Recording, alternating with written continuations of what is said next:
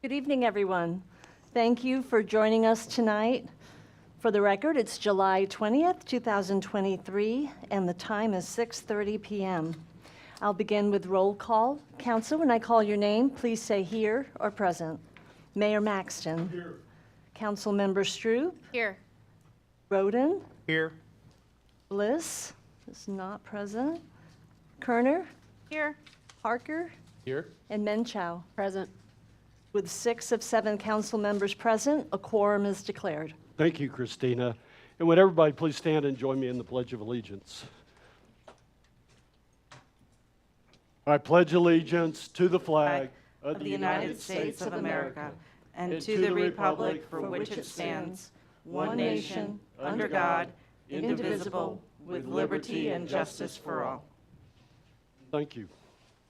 And thank everybody for being here tonight. As a reminder, we are live broadcasting tonight's meeting. If you do get an opportunity to speak as part of the council meeting, I ask that those that are here that use the mic that's up here. We do that so that those individuals that are tuned in on the live broadcast will be able to hear the comments. When you speak from the seated area, they can't hear what's going on. When you do get the opportunity, I ask that you state your name and what agency you're from or department, or if you're a resident, just whether or not you're a Fair Oaks Ranch resident or not. And with that, we'll move on to citizens to be heard. We have one individual that's signed up for citizens to be heard tonight, and that's Jamin Kazarian. Sir, I appreciate you being here tonight, and thank you for attending our meeting. Thank you. I appreciate the opportunity to present to you. I did submit, I'm loud, so I'm going to probably have to stand back a little bit. You're perfect. I did submit written comments, and so I'm going to partly read from those and partly wing it. So my name is Jamin Kazarian. I live at 29258 Affirm Drive, just a little bit over. And I would like to address the council on the Article 1.07.032 trees, shrubs, proposed changes. I'm a retired safety professional. I've done regulatory analysis and compliance programs for Department of Transportation, OSHA, and EPA regulations for my entire career. So I did some research and I read through obviously the proposed changes, the existing ordinance as it stands, and I also read through the Arbor Day Foundation documents and specifically found a document named Tree City USA Bulletin 49, Trees in the Law. And in reading that, it became pretty clear to me that the purpose and proposed wording changes were sourced from the Arbor Day Foundation documents. And I think the council said up front that was one of the intended benefits. And the city has a desire to qualify for Tree City USA. In reading through this, though, the way that the definitions are crafted, I think that's really the primary objective because they're so strongly aligned to the Arbor Day Foundation wording. And I urge you, I'm going to just say this, property rights in Texas are pretty passionate, right? So don't trash our rights in exchange for a sign and a feather in your cap. I'll skip, I think this is an ordinance that's it's a solution that's looking for a problem. I think it's an ill-advised course of action and hasn't been given rigorous scrutiny, and I'll detail that here in just a minute. Our residents are, exercise a high level of care, environmental stewardship, and sustainability. We care for our trees. We love our trees. It defines us. It's one of our civic values. I mean, you just drive around, you see trees are everywhere. The vast majority of which are on private property. Property owners have a vested interest in keeping our city beautiful and maintaining our trees and properties. We've been doing just that for decades without municipal interference. There's no lack of concern, awareness, or care being exercised. We all love and care for our trees. I would like to talk you through a couple specific arguments with the proposed changes. Everything really stems from the definitions, and in the definitions, the issue that I have is the use of the term easement without any restrictions whatsoever. So on my property, I have a total of 60 trees, 28 of which, nearly 50%, fall within the city easement. The purpose of the easement is to authorize the city for access to install, maintain utilities, and keep it free of any structures. With regard to paragraph A, authority and power, unless the city of Fair Oaks has above-ground utilities, the maintenance of trees should be limited to impacts on subsurface utilities only and hindrance to traffic or visibility. I believe those are very valid reasons for having ordinances related to trees. I think utility companies already have existing authority and responsibility to maintain their overhead lines and equipment, and the city manager doesn't have this responsibility, and I wouldn't imagine they would entertain that for liability purposes. The definition of topping is also a problem. Let me back up for just a sec. So here's the issue. Easement is defined as public property. Okay, in the right of way, it includes the term easement. Public property includes right of ways. Therefore, easement transfers over to public property, and because public tree references public property in the definitions, easement, trees on easements is extended to public trees. It just follows through. Back in 2015, 2016, I was traveling for business. I returned home and found one of my trees had been hacked, and the cuts were painted. I'm confident it was the city's doing. I didn't call and complain about it. I was pretty peeved.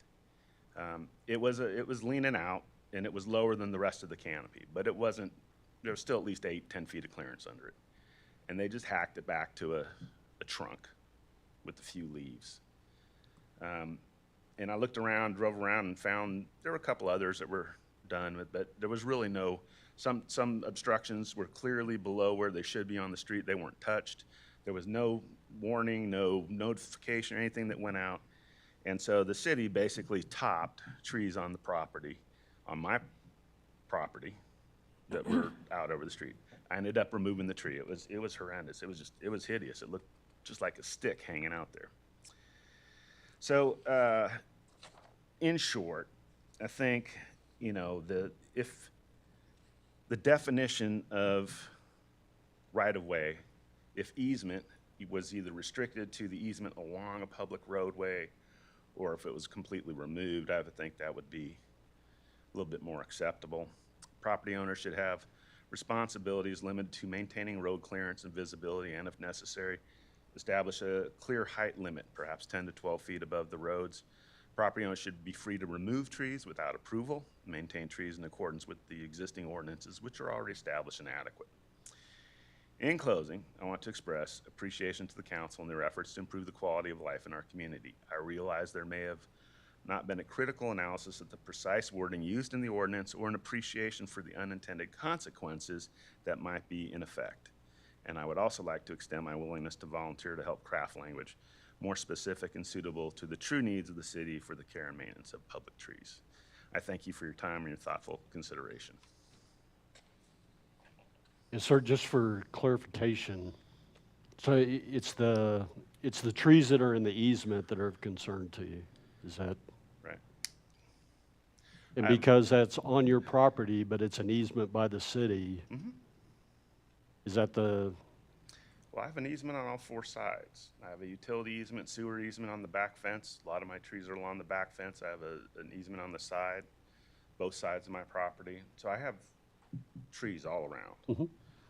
And because there's no limitation to the easement, it doesn't say which easement, then I know that it wasn't intended, but a strict reading of it you could conclude that anything falling within the easement then would be a public tree. Do you follow the reasoning there? Okay. And then, is there a real problem? That's what I'm just gonna ask the question. You don't have to answer it here, but I mean, what is the problem? Because I think most people maintain their trees because it maintains the value of the property and the thing like that. Perhaps not, I just don't know.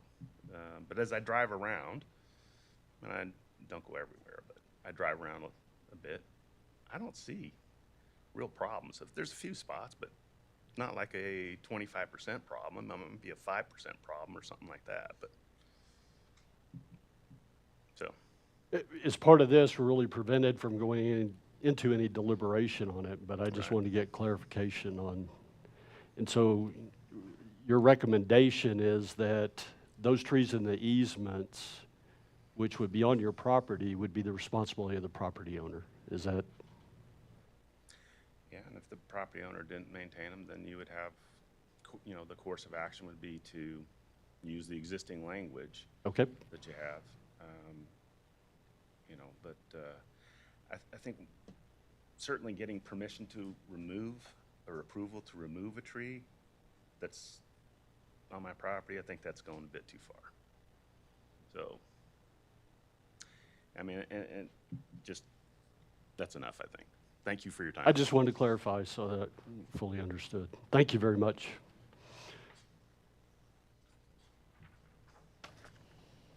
This was the only individual that we had signed up tonight for citizens to be heard. Is there anybody here that didn't get an opportunity to sign up that would like to speak? Okay. With that, then we'll move on to our presentations tonight. Thank you, Mayor, Council. Joanna Merrill, Director of Human Resources and Communications. So tonight it's going to be really quick and easy, but we are announcing our Employee of the Quarter winner for the terms of April of this year through June. And unfortunately, Tim was not able to attend tonight's council meeting, but we still wanted to just formally recognize him in front of council. He was actually nominated by 5 different members throughout the Public Works Department this quarter, and he was selected unanimously during the decision voting. But yes, so we just want to give him a round of applause and thank him for everything that he's done for the city this year.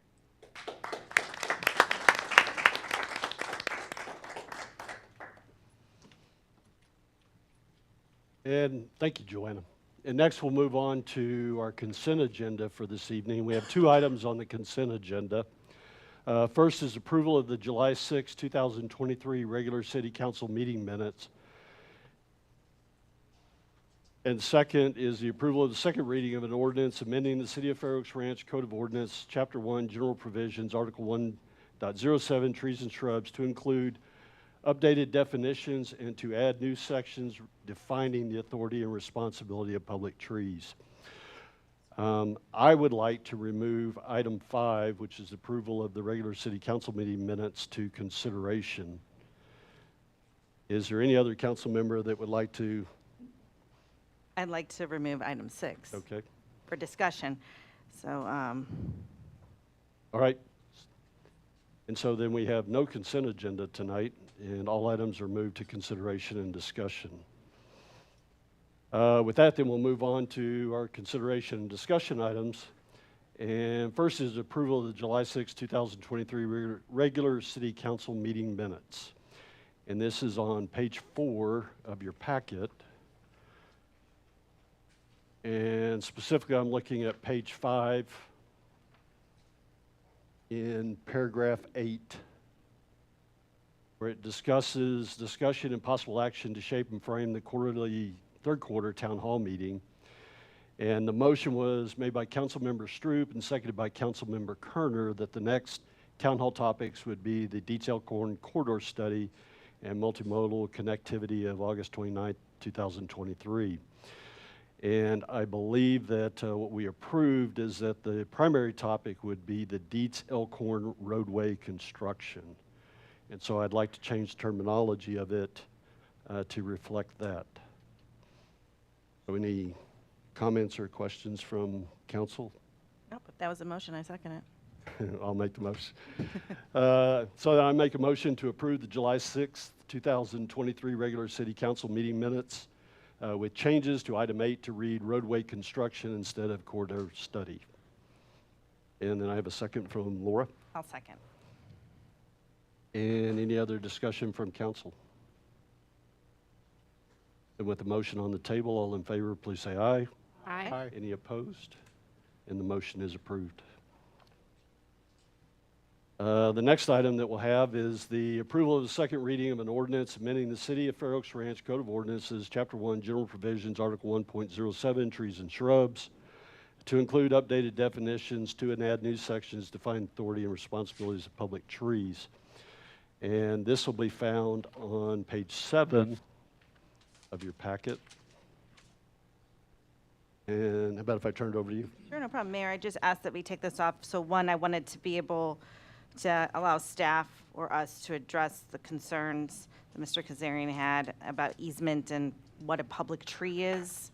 Because I know we had extensive discussion on this and we made many changes to try to address those exact concerns. So I just wanted to make sure I understand and we could all address the concerns.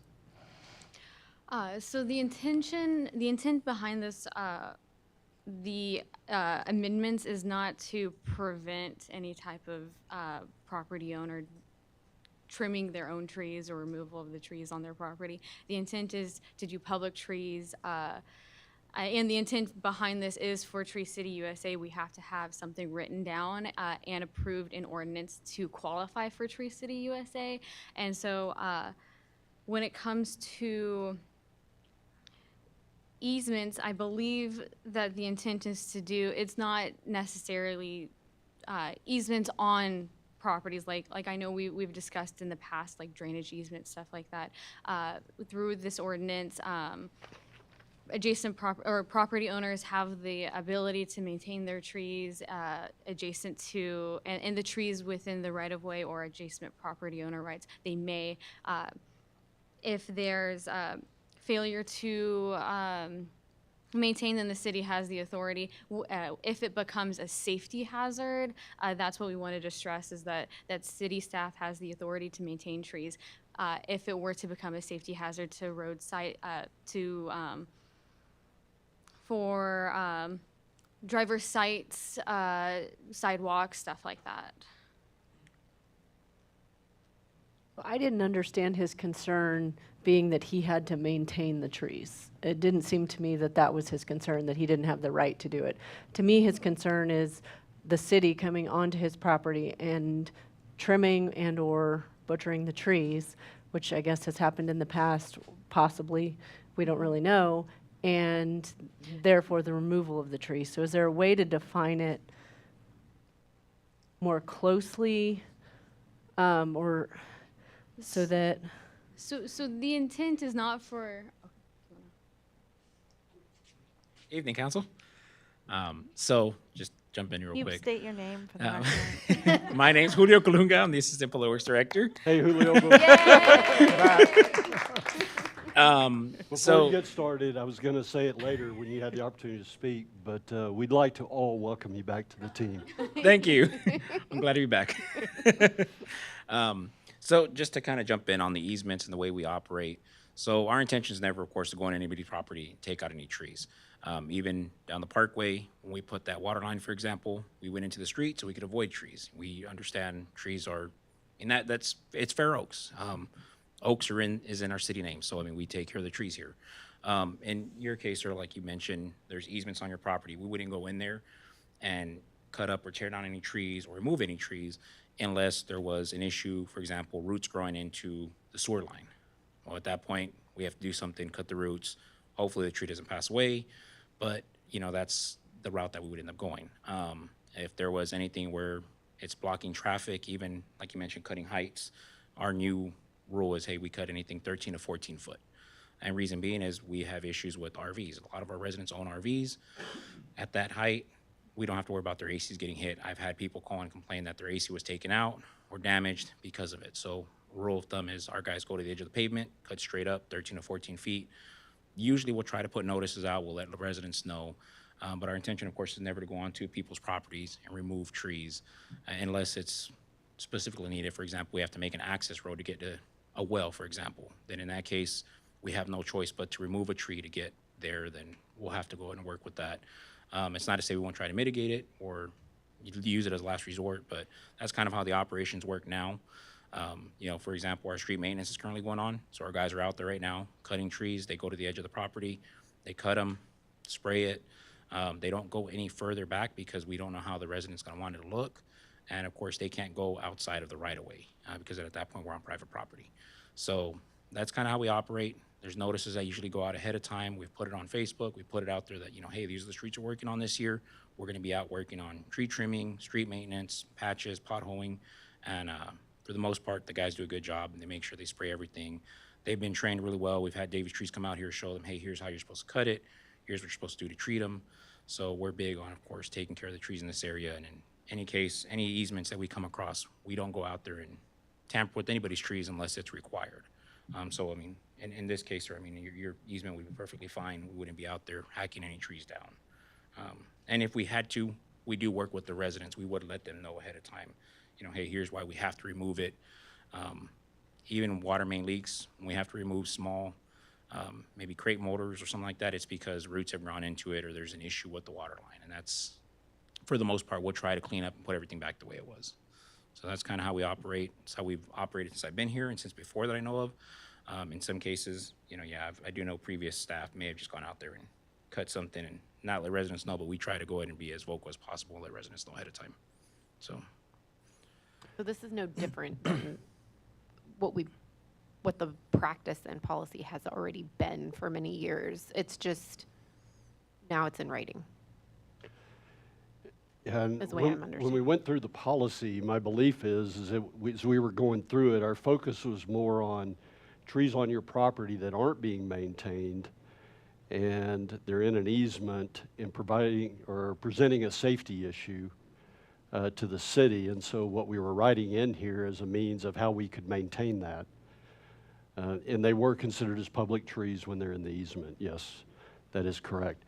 I believe the issue that you brought up is more along the lines of in an easement, it is on your property.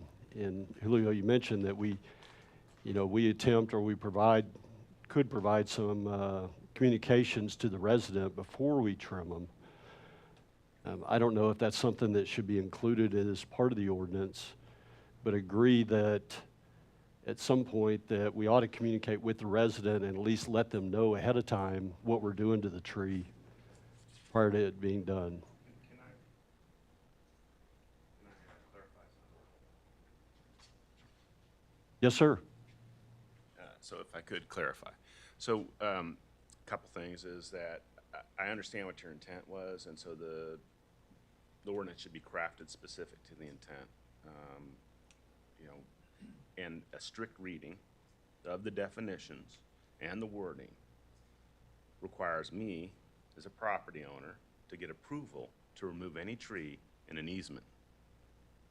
Because the wording says that all trees in easement are public trees.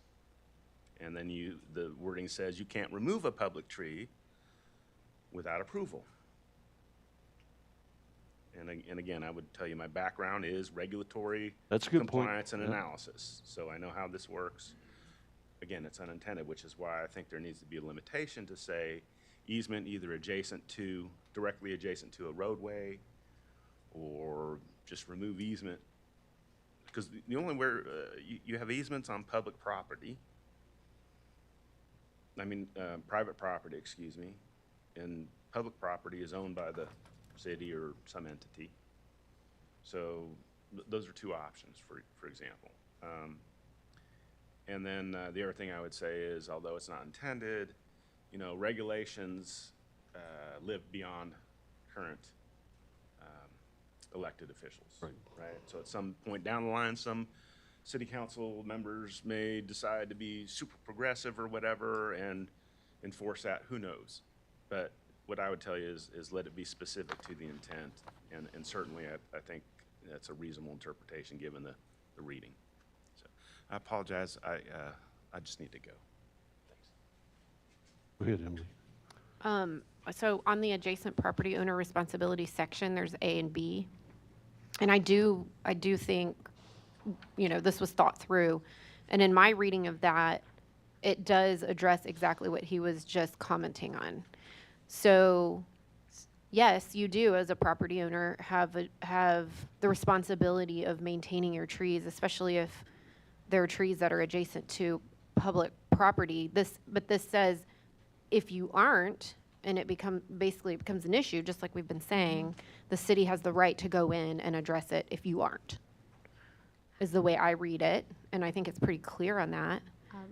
Also, that's the law anyways. So if my neighbor next door has a tree that's growing over into my yard, I can cut those branches, even though the trunk of it's on their property. So, I mean, that's just common. Under that, excuse me, sorry, under that section B, it also, I know that there was a discussion on notification discussion with the property owner. That is also addressed under B. City manager shall notify property owner to prune or remove tree or plant. Just, so there is that communication written in the ordinance as well. So I'm looking at, though, A, on prohibition against harming trees, and tend to agree with what he was saying. It shall be unlawful for any person, firm, or corporation to damage, remove, or cause damage or removal of a tree on public property without written permission from the city manager. So my question is, are we calling easements on someone's property a public tree? And if we are, we need to define that better specifically for that scenario. That was my same concern too, because maybe we clarify that, say, except for as provided in this document, they would have to get permission, but to do normal maintenance, they shouldn't have to, so. Are we, Well, it is, Hold on a public second. property is Hold on a defined. second, Laura. Yeah, so actually, I was going to bring up that same point that you did, but I think most people, as Mr. Kazarian does, considers the landscaping in an easement part of their property. I know, but they tend to put bushes there or whatever that they typically like. And for the most part, unless it causes safety issues, city normally doesn't say anything. And so I think what he's saying is he would like to craft his landscaping in his property as he sees fit, as long as it's not causing a safety issue without having to come to the city and ask for permission, is what is. And I think most people don't even realize what parts of their property are in an easement unless something comes up that brings it to their attention, like some type of maintenance is happening or something is happening that brings it to their attention. I'll tell you, like when I was growing up, we had an easement at the front of our property. I didn't even know it was, and everyone landscaped there, and my neighbor spent a lot of time making a beautiful landscape, but then they decided to expand the runner for my house. She was very upset, but she had not known that's what was there. And I think most people don't. And so I think what he's saying is he has so many trees all over his yard in easements. He wants to be able to, if he has to take one down, like what if he had to take one down because of oak wilt, right? So that's the type of things we should probably address with that. So, public property is defined as all grounds and rights of ways owned or maintained by the city. So, a property owner owns their entire property. They grant an easement to somebody to be able to use their property that they own. So, if he has a shrub that he just is dearly in love with on his property, but it's in the easement, he's not prevented from removing that shrub because he owns that property, not the city. So he can remove it without having to go through the city. I think what he was looking at was the definition of right-of-way, maintain. So if you look at all grounds and right-of-ways owned or maintained, so a right-of-way maintained by the city, and if you look at the definition of right-of-way, it says easement. Right, but he is given basically the first right of refusal on maintenance. In the other section on part B or whatever, A or B of adjacent property owner responsibility, he maintains that property.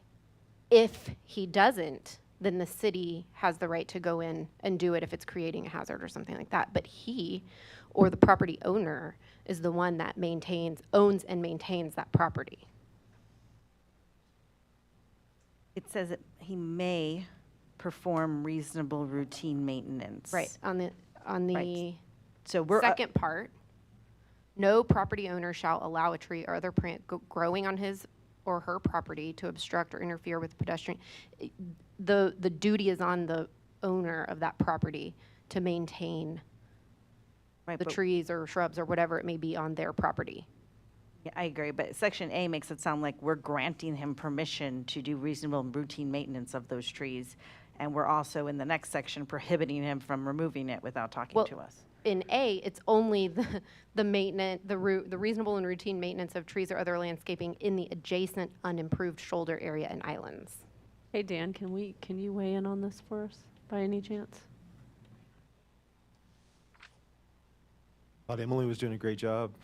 But, sure, do you have a Well, just question? I guess specifically to the homeowner's concern, if there's a tree in an easement that's on his property, not a drainage easement or something outside of his property, so we're talking specifically on an easement in his property, is he allowed to maintain and/or remove it, et cetera, or is that a public tree that he needs permission on? So what I heard his specific concerns, what it sounded like his specific concerns were not the easements along the roadway, the easements in the rear of the property.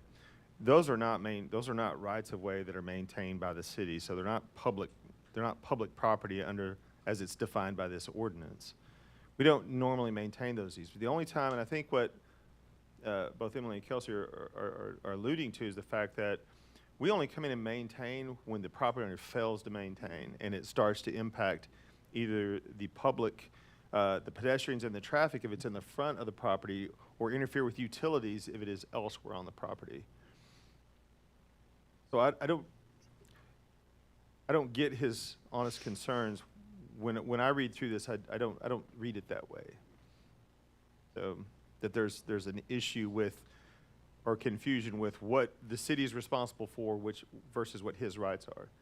I will say though, if you called up and you said, I have this large tree, it's in your utility easement, Fair Oaks Ranch, and I'm going to have it removed or excavated from this utility easement, and we have water lines or sewer lines below that tree, I do think that we should absolutely be notified before that is done, or there's going to be a lot of other people calling us when that tree pulls up that line.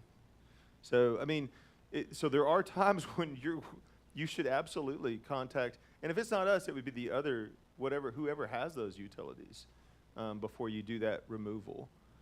So. Hey, Dan, I have a question. So in looking at this, though, you're talking about the public property. I think this is where maybe the words are getting, the concern is that public property here is defined as all grounds and rights-of-way owned or maintained. Rights-of-way includes easement, and then public tree is any tree on public property. So I think that's where the loop is, right? I think we need to clarify that, because it does indicate that that is a public property, and I don't think that's the intent of that, and that's where his concern is. So if you take that and go back to what Emily was saying over to that Section A, or what Laura was saying, for unlawful for any person to remove anything from public property, we've defined that now by virtue of this other page as public property, if you look at those three as they link up.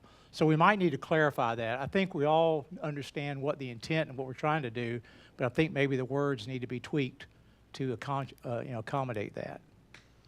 Because right now, it looks like an easement is public property, and those are public trees. So his concern, I think, the way it's written, is valid. I guess what I had said earlier was the thing that sets that apart is in the definition of public property, it doesn't just say any right-of-way. It says rights-of-way owned or maintained by the city. And easements in the back of your property, for whatever, isn't owned or maintained by the city. It's owned and maintained by you. The city will only do maintenance on it if you don't, and it's creating some sort of hazard. That's just. And that right exists in the easement itself, in the language of the easement. I mean, we have that authority per the easement itself to come in if we need to. We have the right to come on your property. I think it's worth clarifying it. I mean, so we don't get, it would seem to me that it wouldn't be a huge effort to tweak the language. I think that's fine as long as we don't tweak it in a manner that would not require somebody to notify the city if they're going to remove something that could interfere with our utilities, even in the back of their property. I mean, I think that's the gray area here. If we take this out, we can't take it out in such a manner that they don't have to call and get permission when it falls within that easement area. I agree with that. I think we need to make sure that's covered for sure. But right now, I think it's gray for what his concern was. Go ahead, Laura. Appreciate that clarification, Dan, because that really kind of made it make more sense. Because even if the easement is on the back of his house, if it's over a water line or something that we maintain as a city, that could really matter if he's going to cut it. So if we didn't have this in our ordinance and cut it and it damaged our water system, is there liability for that person or? Well, that's going to depend on the language of the easement itself, and that's, Okay. yeah, so I mean, depending on how each easement is granted, sometimes you have easements here, and Grant can probably speak to this, where, you know, we don't have anything filed other than the plat and the language on the plat. In other instances, we have specific documents that are filed we can go and pull from the deed records. And y'all learned a lot of that on the water situation, we'll just call it that, and you learned a lot about easements in that respect and what's filed and not filed. So can't answer your question other than it's specific to each easement, and so it's tough to have a global rule on that. I'm not opposed to this language being changed. I just want to make sure when we do, and I don't know that that can be accomplished at this meeting. I think that would be something that I can't speak for staff, but I think Kelsey would want maybe a little more time to work on that if y'all want some different language. I think I'm more comfortable with the language after hearing Dan, so I think I'm. I guess Laura, I'm the other way. I'm not as comfortable, so. Yeah, I'm just comfortable. as I'm reading this, when it talks about the right-of-way, and it does mention easements, it's not specific to what types of easements. It's just used it talks about right-of-way, the surface, airspace, et cetera, property within the corporate limits of the city in which the city holds a property interest, fee, title, easement, or otherwise. And so even in the sanitary control easements and well easements that we looked at, that is property owned by the property owner, but yet we have an easement on it. And if there's a tree in that, one of his concerns is that, well, let me get back. So it's in an easement, and then it says public property is all grounds and right-of-ways owned or maintained by the city, and any tree in that is a public tree.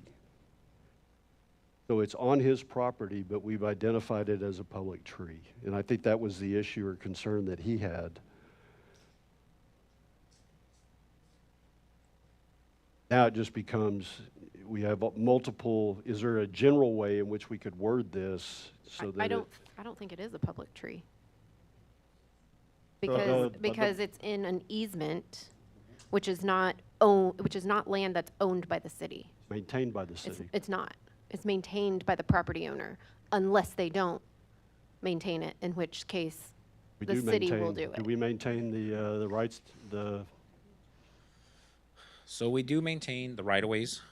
Ms. Troop is correct, though. We do not maintain easements. Unless there's an issue with an easement, then we'll go in there and clear it. Good example is the Balcones Creek project that we just did. We had a bunch of overgrown brush. We did notify the residents that we were coming in here to clear it because we do have to be able to get a backhoe back there in the event that there is a water line break. So that's the only time we'll really go in there and clear them.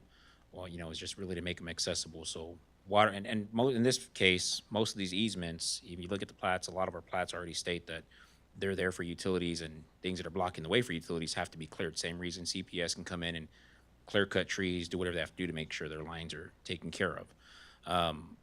Under the authority of the utility, our guys do have the authority to go in there and say, hey, this water line's in the way, I can't get a backhoe out there.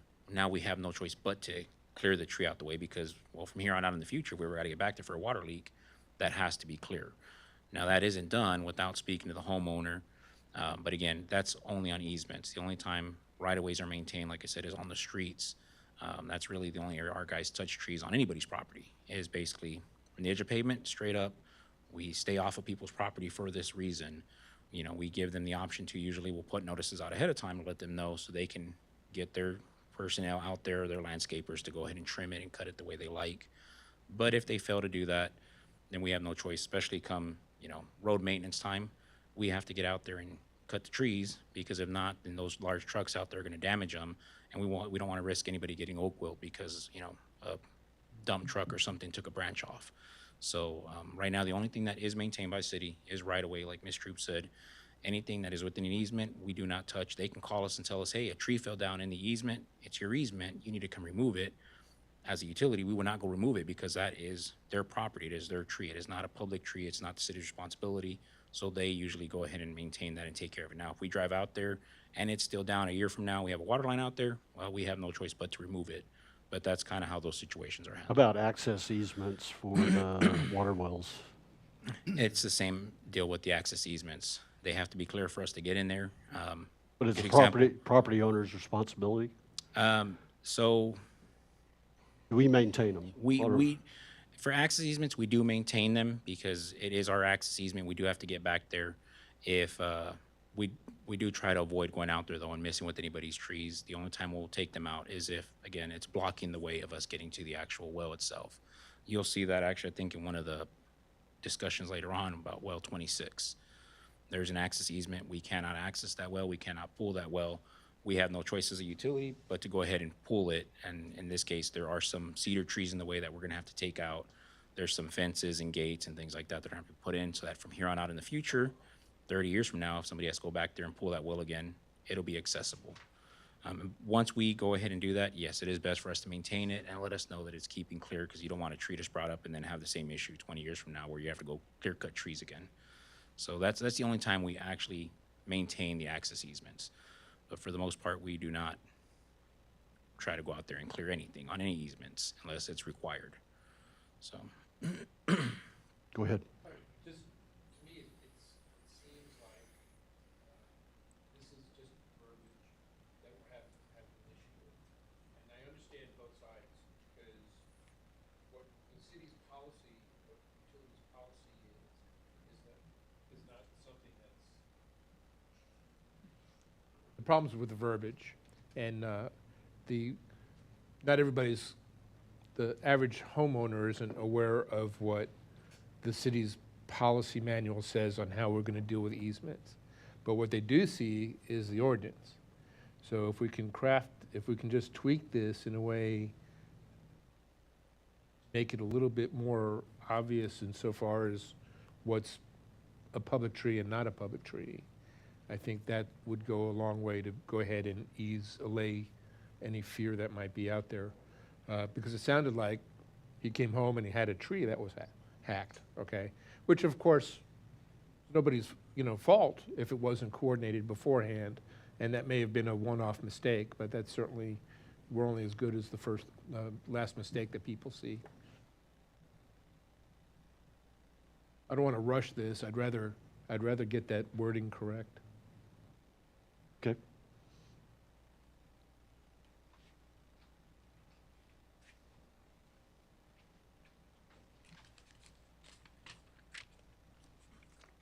What do you think? Not putting you on the spot.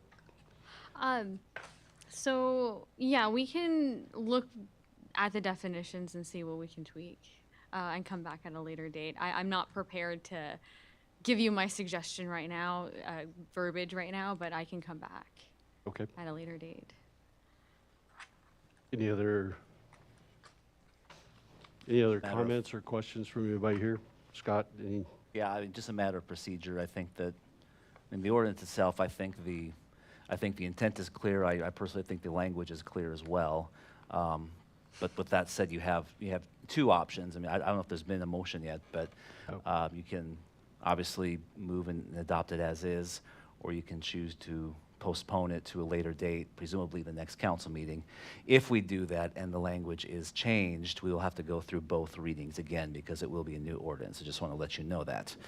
As far as the language itself, as Kelsey said, sure, we can go back and look at it. I would be very, as we discuss that, if we discuss that, I do want to be very cautious about some of the concerns that both staff and Dan allude to, as well as ensuring that in those areas where it could be an obstruction of a utility line or something like that that is made clear as well, that there are times where we will have to regulate the maintenance or removal of trees in some way. So it's, I don't think it's quite as clear as just saying it's private property, end of discussion. But that all said, could we look at it? Sure. Okay. So if we do that, your motion, I think, would be postponed to the next council meeting, on whatever date that is. Any questions from anybody here tonight? Comments? Okay. Then I'll make a motion that we postpone this item until the next council meeting, which will be on 3rd of August. Is that correct, Christina? Okay. Second? We have a second. Any other comments or discussion from council? All right, with the motion on the table, all in favor, please say aye. Aye. Aye. Any opposed? Oppose, me. You're opposed? Yep. Okay, we have one. Was there a second on that motion? Yes. Okay, perfect, thank you. Sorry.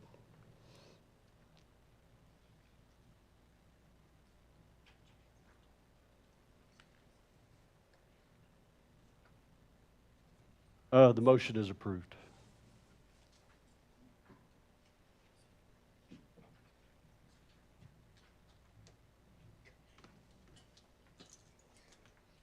All right.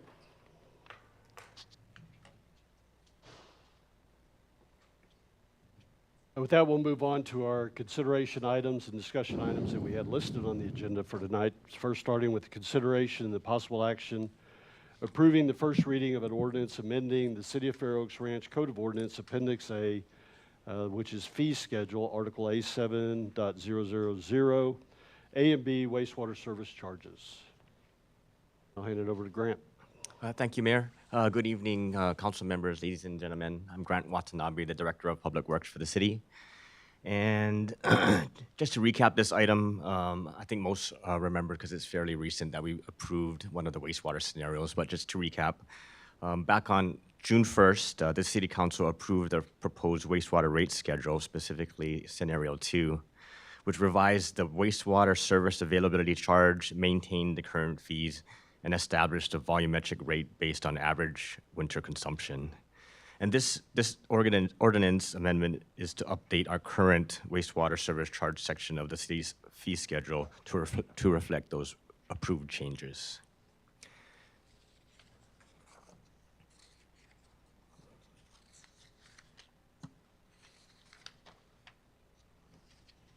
Right now I'm looking on the actual ordinance itself. It's page 18 of the agenda packet. One of the first things to note here is the effective date of October 1st, 2023. We put it out at like October 1st just to give us enough time to finalize and implement a public outreach plan should this ordinance be approved tonight. That plan does include social media posts, a website update, a postcard, a video, online bill calculator, billing statement notifications, and if requested, we could probably even do an open house to support any in-person questions that might come up related to these changes. Looking at the specific changes in this ordinance, and I'll start with, I guess it's paragraph 1, which is wastewater rates. We did revise the service availability charge to $28.94 to reflect that of Scenario 2. In paragraph B, wastewater rates, we did not change any of the fees or how they were calculated. Current fees, I believe, are about $4 or $6.47. And as we'll see in the utility budget coming up later tonight, they're changing slightly, but it's still going to be in the $6 range. And then lastly, we added a new section to the ordinance in paragraph C, and that's the volumetric rate and fee. And this was established to reflect, again, the approved Scenario 2 and some of the guidance that we received back on June 1st. For the, I guess it's the transition period from October 1st to February 29th of 2024, we talked about what we would assess during that period because no one really has an established average winter a winter average at that point. So I think the decision was to just use the utility-wide average of 6,000 gallons per month, multiplied by the $6 per 1,000-gallon rate, which gave us a fee of $36. So for the first 5 months of next fiscal year, every one of our wastewater customers will be charged that volumetric fee of $36. And then after the months of December, January, February, and after we calculate everyone's individual winter average in March, starting with the March consumption, we'd assess that individual volumetric fee based on how much they consume during the winter period. And again, that rate, it was $6 per 1,000 gallons, and is updated annually in the month of March. A few notes at the bottom of the ordinance. It mentions that new customers without a 3-month winter average would be billed in accordance with C1 until their individual winter average is established. And lastly, any new customers moving into the service locations any customers moving service locations within the city would be billed in accordance with the volumetric fee or their established volumetric fee from their previous location. And with that, that's basically the ordinance that we're proposing. Are there any questions?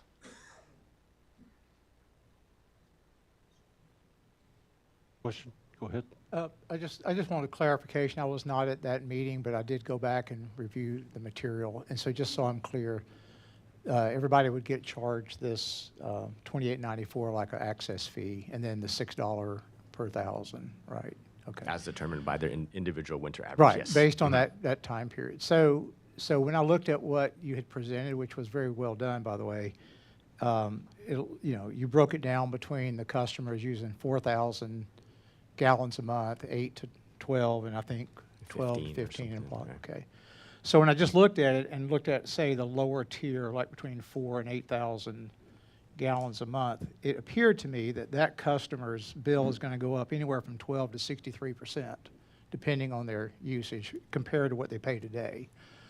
My question is, have we thought about how we're going to prepare them for that? Because everybody's is going to go up pretty dramatically.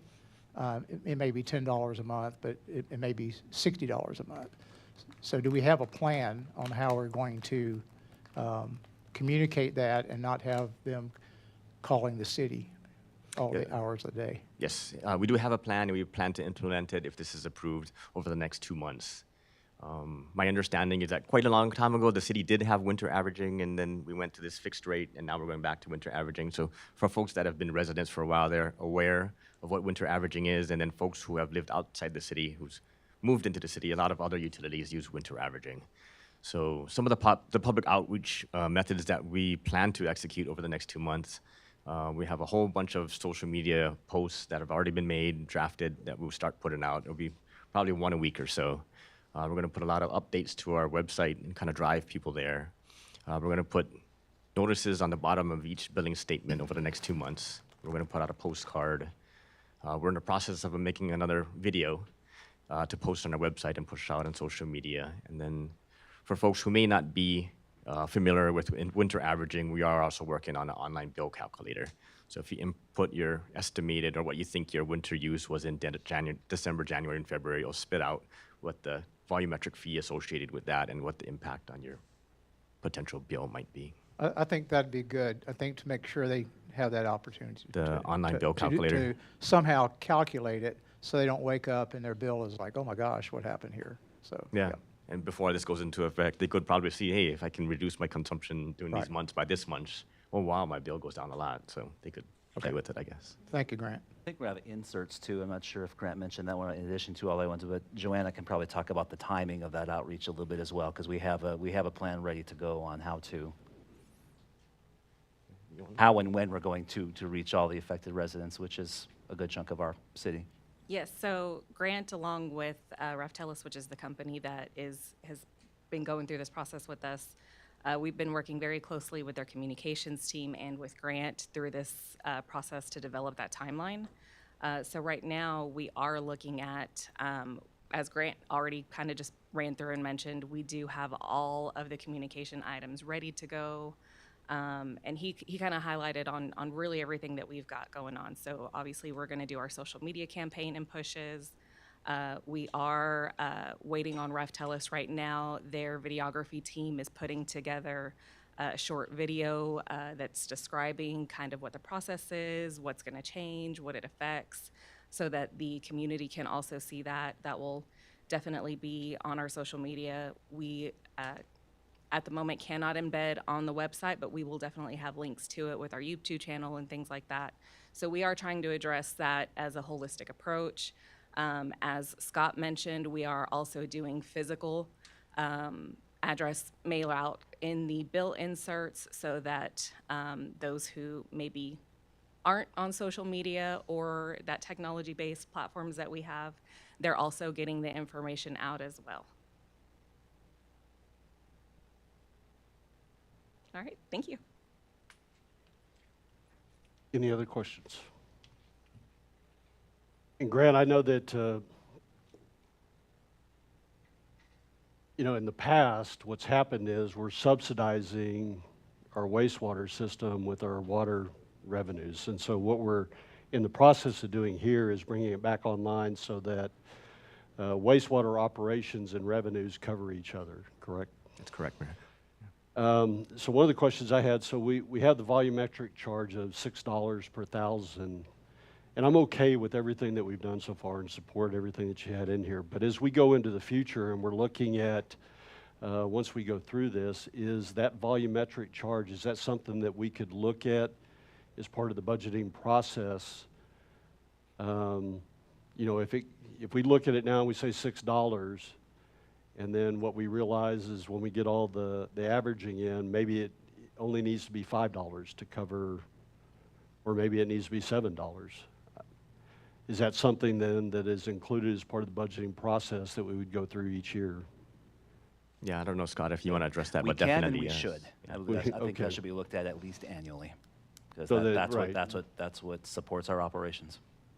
We're not looking at creating a money-making activity. We're looking at creating activity that covers its expenses, Correct.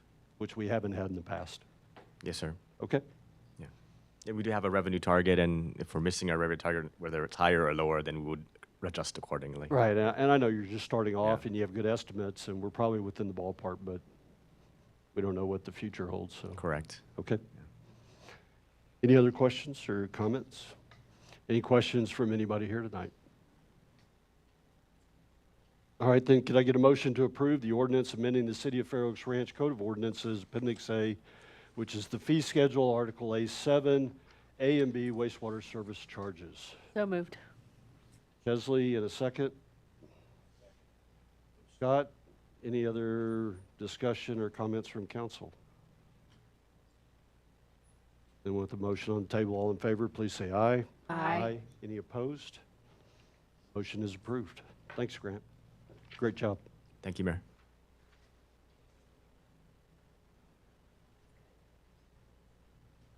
And the second consideration item that we have on the schedule for tonight is consideration and the possible action approving a resolution authorizing the execution of a work authorization with Pape Dawson Engineers Incorporated for engineering services for the Dietz Elkhorn reconstruction project. I'll hand it back over to Grant. Yes, thank you, Mayor. So I think most are aware of this project from past CIP presentations and workshops, but I'll quickly recap. The scope of this project is to reconstruct Dietz Elkhorn Road between Ralph Fair and Fair Oaks Parkway while incorporating drainage improvements, adding potential transportation alternatives and pedestrian facilities, and considering context-sensitive design solutions. Exactly what roadway elements that this might actually include is still to be determined. And I do want to read a section from our comp plan. Specifically, it comes from chapter 5.4, which is the transportation section. And in a couple sentences toward the end, it mentions that sidewalks, bike lanes, street trees, traffic calming, and other features that enhance the overall livability and quality of life in Fair Oaks Ranch should be considered as integral parts of transportation policy and street design. Most existing streets in Fair Oaks Ranch won't see any change, especially in the short run. These policies will affect primarily new subdivisions and new street construction, but over time will also guide reconstruction and repair on existing streets.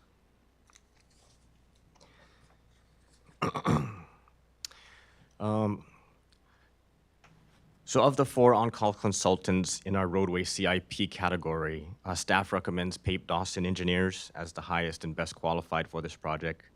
They provided the design and construction management for our 2014 road bond project and did an outstanding job. It included roads resurfacing, reclamation and reconstruction, some drainage improvements, and some utility relocations as well. And as part of that effort, they provided exemplary public outreach support from start to finish. Both the staff and our general engineering consultant negotiated scope and fee. What we have in front of us is a total for the first half of engineering services, which includes the surveying, the preliminary engineering, and it takes us to schematic design. And that cost is $291,525.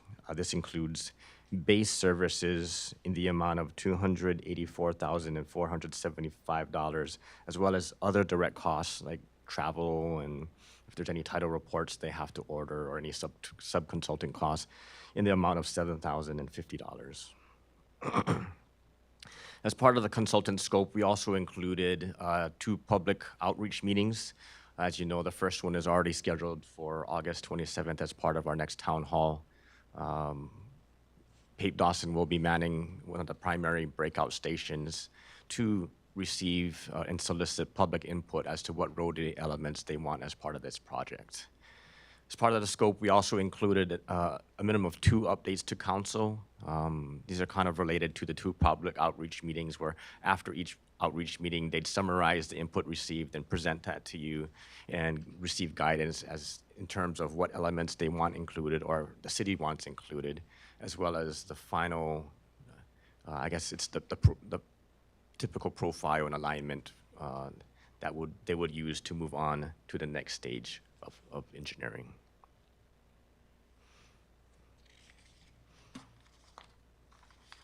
On page 20 of the agenda packet, I did include a high-level schedule to be executed as part of this work authorization. For the months of July and August, Pape Dawson intends to conduct surveying, some LiDAR via drone, and also geotechnical boring, in-road borings along this section of deeds.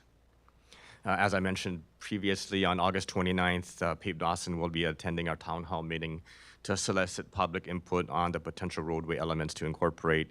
And then following that, sometime in the months of September and October, we'll get on your schedule to provide an update of what that public input is and to kind of prioritize the elements that we want included. And it's kind of like we did yesterday with the Civic Center where we prioritized intended uses. In this case, we'd be prioritizing roadway features that we want to include in the project. And based on that input, Pape Dawson will go back and they'll generate at least 3 profile alternatives that include our prioritized input. They'll go out and we'll try and schedule the next public meeting in the February and March timeframe.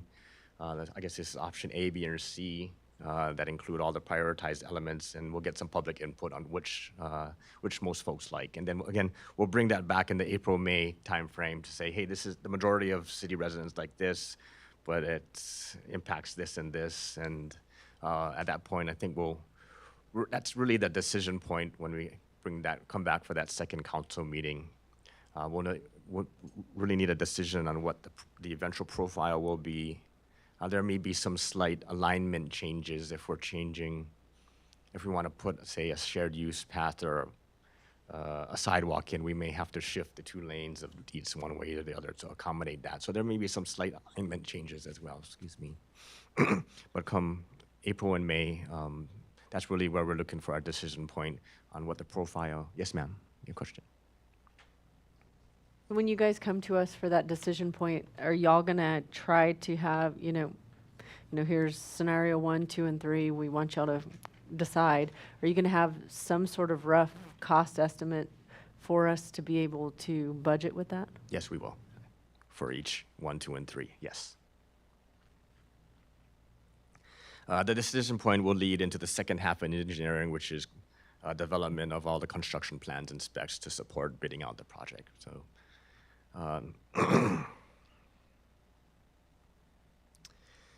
The city originally budgeted $245,915 for this project, and a budget transfer was executed in May to move excess SAP funds from some of the drainage projects to this project. The current budget stands at $300,915, which is adequate to cover the cost of this work authorization. If you do look at the motion and the resolution, I am asking for a not to exceed of $320,677.50, which includes 10% contingency. And in the event that we need to increase the budget to this not to exceed amount, that's something that we can do internally with a budget transfer within the SAP fund. And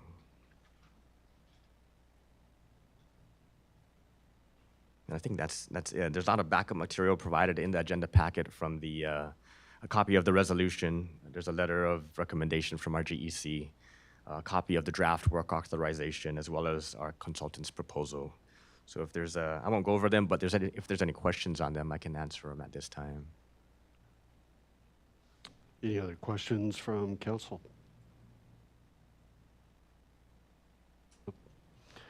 Grant, when I was reading through it, I believe there's a kickoff meeting that's scheduled. Is that the initial meeting that we're going to have? Pape Dawson will come in and we'll meet with them? Or is the first meeting? The first council meeting will be after the August 29th town hall meeting. Okay. Yeah.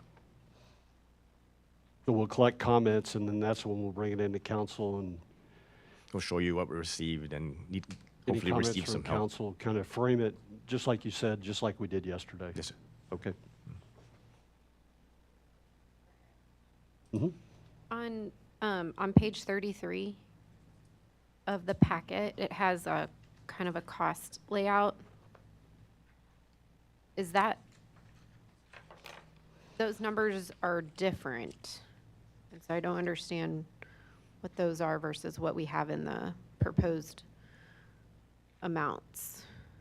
So the amount I'm asking approval for includes the basic services of $284,475,000, plus the other direct costs of $7,050, and then 10% on top of that for contingency.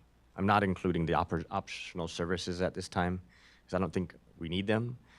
In regards to public involvement, that involved Pape Dawson renting a facility, getting a facilitator, putting on their own open house. But since we're utilizing our own town hall and our own resources to advertise all of that, then I don't think that cost is needed.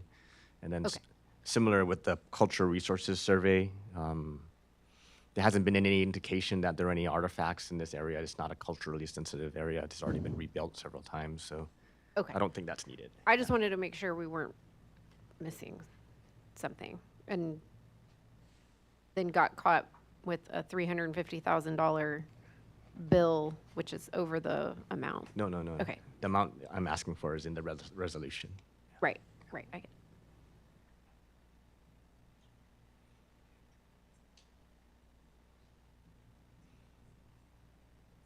All right. Any other questions? Any questions from anybody here tonight? Or comments? All right. With that, then, can I get a motion to approve the resolution authorizing the execution of a work authorization with Pape Dawson Engineers Incorporated for engineering services for the Dietz Elkhorn East reconstruction project in an amount of $291,525, which includes a 10% contingency in the amount of $29,152.50 for a total value not to exceed $320,677.50. I still move. From Laura, and a second Second. from Emily. Any other comments from council? And with the motion on the table, all in favor, please say aye.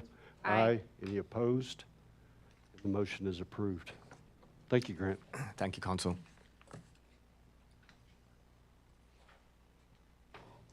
And that completes our consideration items for tonight. We'll move on to our workshop item, which is our continuance of the fiscal year 2023-2024 budget workshop. And tonight we'll be looking at the municipal court, city secretary department, utilities, and the capital improvement plans. And I know You're not very happy right now. I promise we won't sing happy birthday, though. It is Summer's birthday today. Happy birthday. Thank you. And then quickly, could we move on to our presentation? Yes. She's like, moving. Oh, there's animation and everything. Yeah, wait for the presentation to come up. I am Summer Fleming, the Interim Director of Finance. I'm going to briefly present the general fund budget overview and changes from the last council meeting, and then I'll turn it over to Ricardo and Christina to present their proposed department budgets. We only had 2 changes since the last council meeting. Archive Social, which is the service that keeps record of all our social media posts and comments, that renewal increased $1,200. It is a shared cost with the utility, so you'll see that general fund operating expenditures increased $600. We also decreased the transfer to the Strategic Projects Fund by almost $233,000 for the Turf Paradise Drainage Project. That actually completed this fiscal year, so no additional funds are needed next year. And as a reminder, this proposed budget is only funding projects that are already in process. We haven't funded new projects in this proposed budget yet. Since the last meeting, there was no change in revenues. And with the increased expenditures and the savings for transfers, the proposed budget now has a surplus of $179,462. And for the fund balances, again, since the last meeting, no change to the restricted or non-spendable balances. We're still maintaining the 6-month operating reserve, and you'll notice the change in unallocated fund balance is now a little over 1.1 million, whereas at the last meeting, it was projected to be $877,000. This is largely due to the decrease of the transfer to the Strategic Projects Fund. And that's all the changes from the last meeting. If there's no questions, we can turn it over to Ricardo, who will do the court department first. Any questions for Summer? From anybody here tonight? All right, thanks, Summer, Thank you. and happy birthday.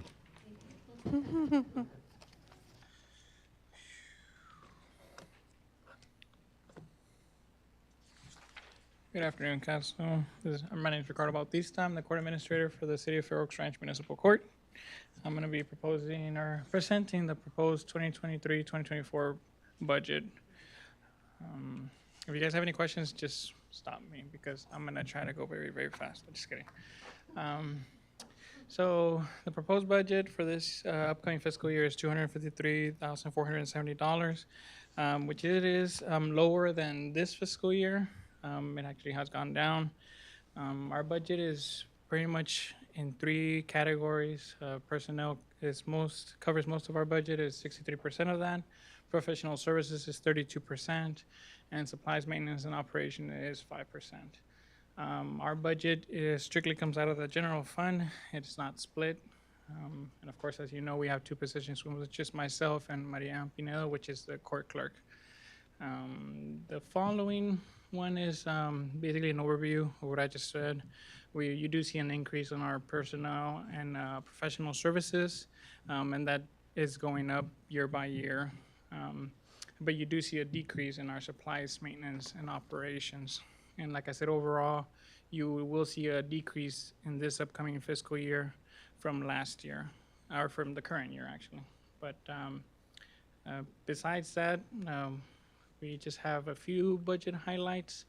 One of our specific software that we have for our court has been transferred from the technology fund into our fund. The other one is the supplies, maintenance, and operations includes a 2,823 technology increase. That's due mostly because we are trying to increase the audio in our court hearings. I don't know if you guys have attended or seen them over online, and some of our defendants can speak very, very low. So we're trying to make sure that's very clear. And of course, the decrease from the court security due to the trying to increase our court security in our office, which you guys gave us in the last fiscal year, I believe. Other than that, there's no really other budget highlights that I have for y'all. If you guys have any questions, please let me know. Any questions?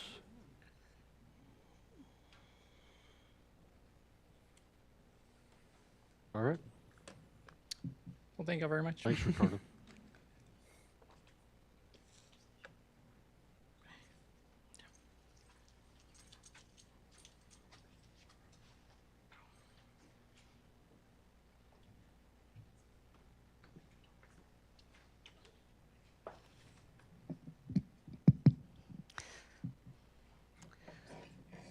Good evening, Council.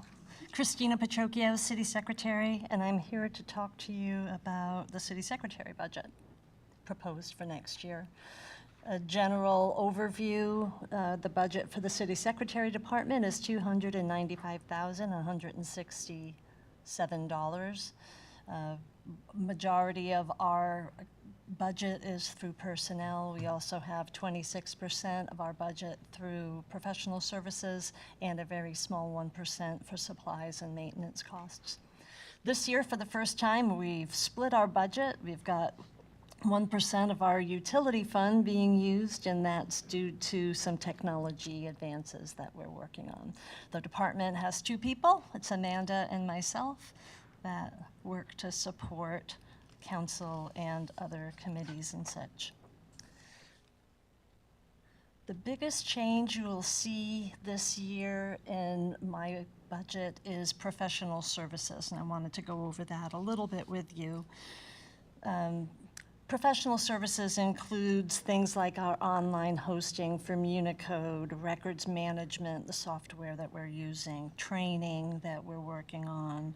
And the primary reason that our budget has increased in professional services is that, as other department heads have mentioned, some of the IT functions that were provided in IT have now been brought in-house. So we have like $15,000 worth of IT support projects that have now been included, and we've also increased our election costs because it's very difficult to predict what our costs are going to be from year to year, depending on who we're going to contract with and who stays in the game.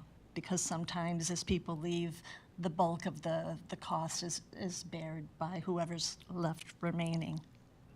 And I just wanted to continue just to give you an update on what we're doing.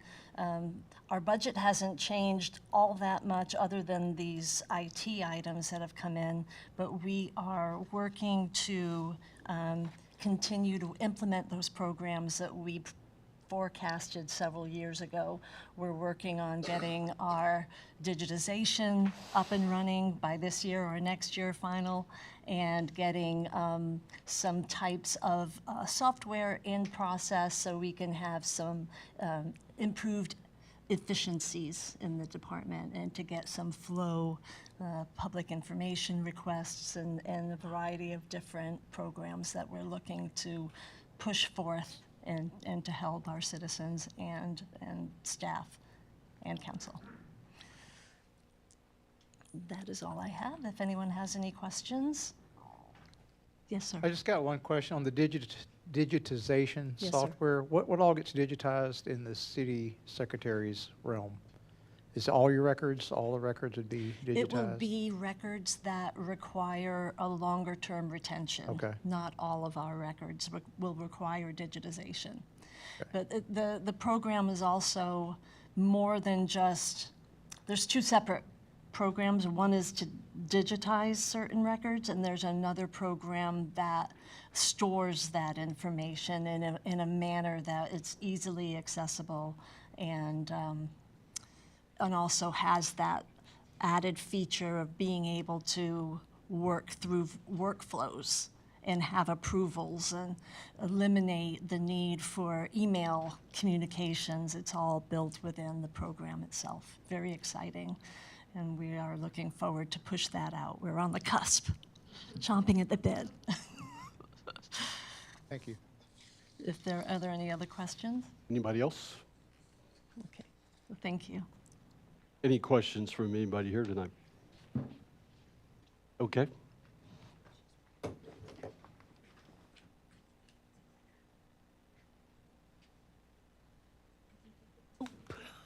Sorry. Okay, Now for the utility. Similar to the general fund, I'll give a high-level overview of the proposed utility budget, and then Julio will get up to present the water and wastewater budget highlights, the funded capital expenditures, and any new requests the utility has. So this proposed budget does have a 4.9% increase in combined operating expenses. It does include COLA and merit increases. The budget also incorporates the change in the wastewater utility rates and structure that was presented in the consideration item earlier, and it adjusts for contractual increases as well as some increases to fuel, utilities, and some supplies. I won't spend too much time on these slides since Grant kind of went over them, but these are the current utility rates and fees for this current year. And then the proposed utility rates that were just mentioned, these are reflected in this budget. Again, there's no change in the water rates, but the annual fees for both water and wastewater, those are recalculated each year. And then for wastewater, the new rates are in this budget. And as Grant mentioned, for budgeted revenues for wastewater, October through February, the users are being billed at the 6,000 gallons. And then March through September is billed at the winter average usage. So we tried to incorporate that into this budget.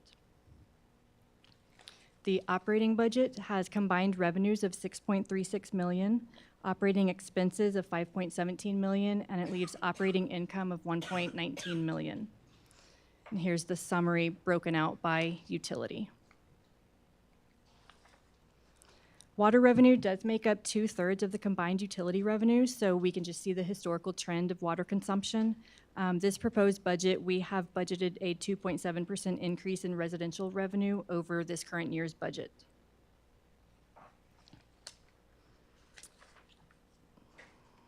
With the proposed budget, the projected net position at the end of the year is in that third column. There is, in the agenda packet, it has a mistake projected, says 9/30/2023. I've corrected that on this presentation. But you'll see the investment in capital assets is increasing. Julio will go into what the funded capital expenditures are in the budget. Water and wastewater capital funds are also increasing. Those represent the budgeted capital revenue fee and impact fees in the budget. The equipment replacement fund is decreasing. That's a combination of the budgeted savings for future capital replacement offset with what we're using in the budgeted year for replacing capital. And again, Julio will go over what we have being replaced in this budget. The operating reserve is decreasing, but that ending balance of $2.64 million represents a little over 6 months of operating expense. And the debt service reserve, that represents the annual debt service payment. So total unrestricted net position at the end of the budget year is $6.16 million, and that represents 14 months of operating expenses. Here's just a breakout of the water and wastewater capital funds and what that ending fund balance makes up. Part of the balance is allocated already to some projects that are already in progress, and then you can see what's unallocated and would be available for funding future projects. So are there any questions before Julio goes into the detailed budget presentation? All right. Thanks, Summer. All right, thank you.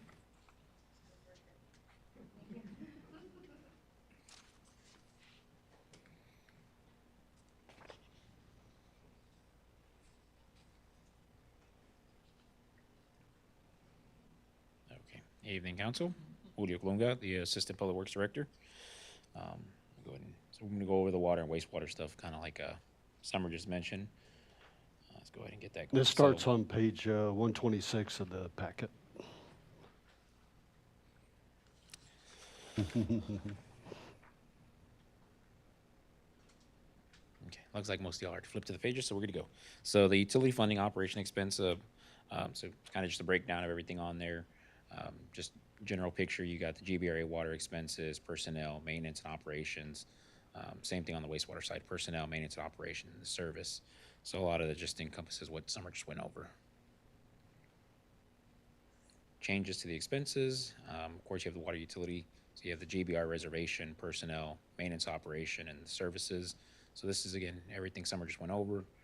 Personnel, maintenance operations, and services on the wastewater side. On the wastewater side, the big drop is, of course, with the sludge press being installed. you should see a decrease in there. So that's what that big drop is. So that's a good sign. So the budget highlights, as we discussed, so GBRA water reservation fee is increasing to $131,917.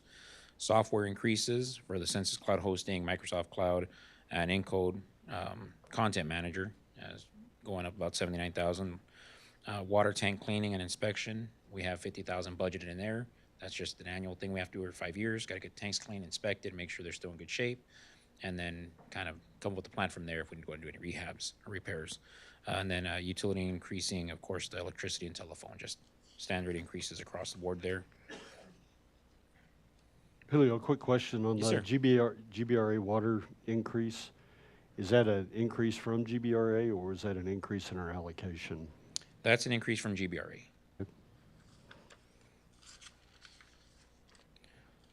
So on the wastewater side, the budget highlights, we got the management fee, of course, going up 5% management fee. That's increase of $39,000. Software increases, again, for Microsoft Cloud.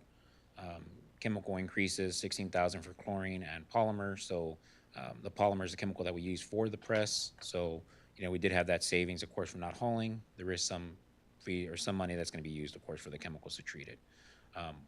Building a pump house around the dewatering press pump. So when we do the ribbon cutting ceremony, for those of you that are there, you're going to see there's some pumps that were installed. We want to go ahead and protect those pumps, and part of that's going to be putting a pump house around them, as well as some curbs just to make sure that no vehicle or anything can back into them. So just kind of protecting what we put in place.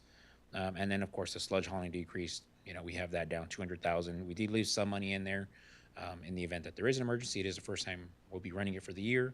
We're not sure how this machine will operate during the winter, if there'll be any issues, so we just want to be on the safe side. So we are leaving a little bit of funds in there to go ahead and keep us operating in case anything happens.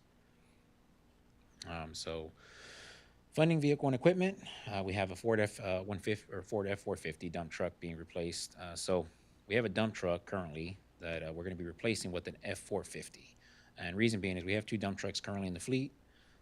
We don't really need 2 dump trucks in the fleet. They usually sit there parked more often than not, so we could actually get more access and more use out of using an F-450.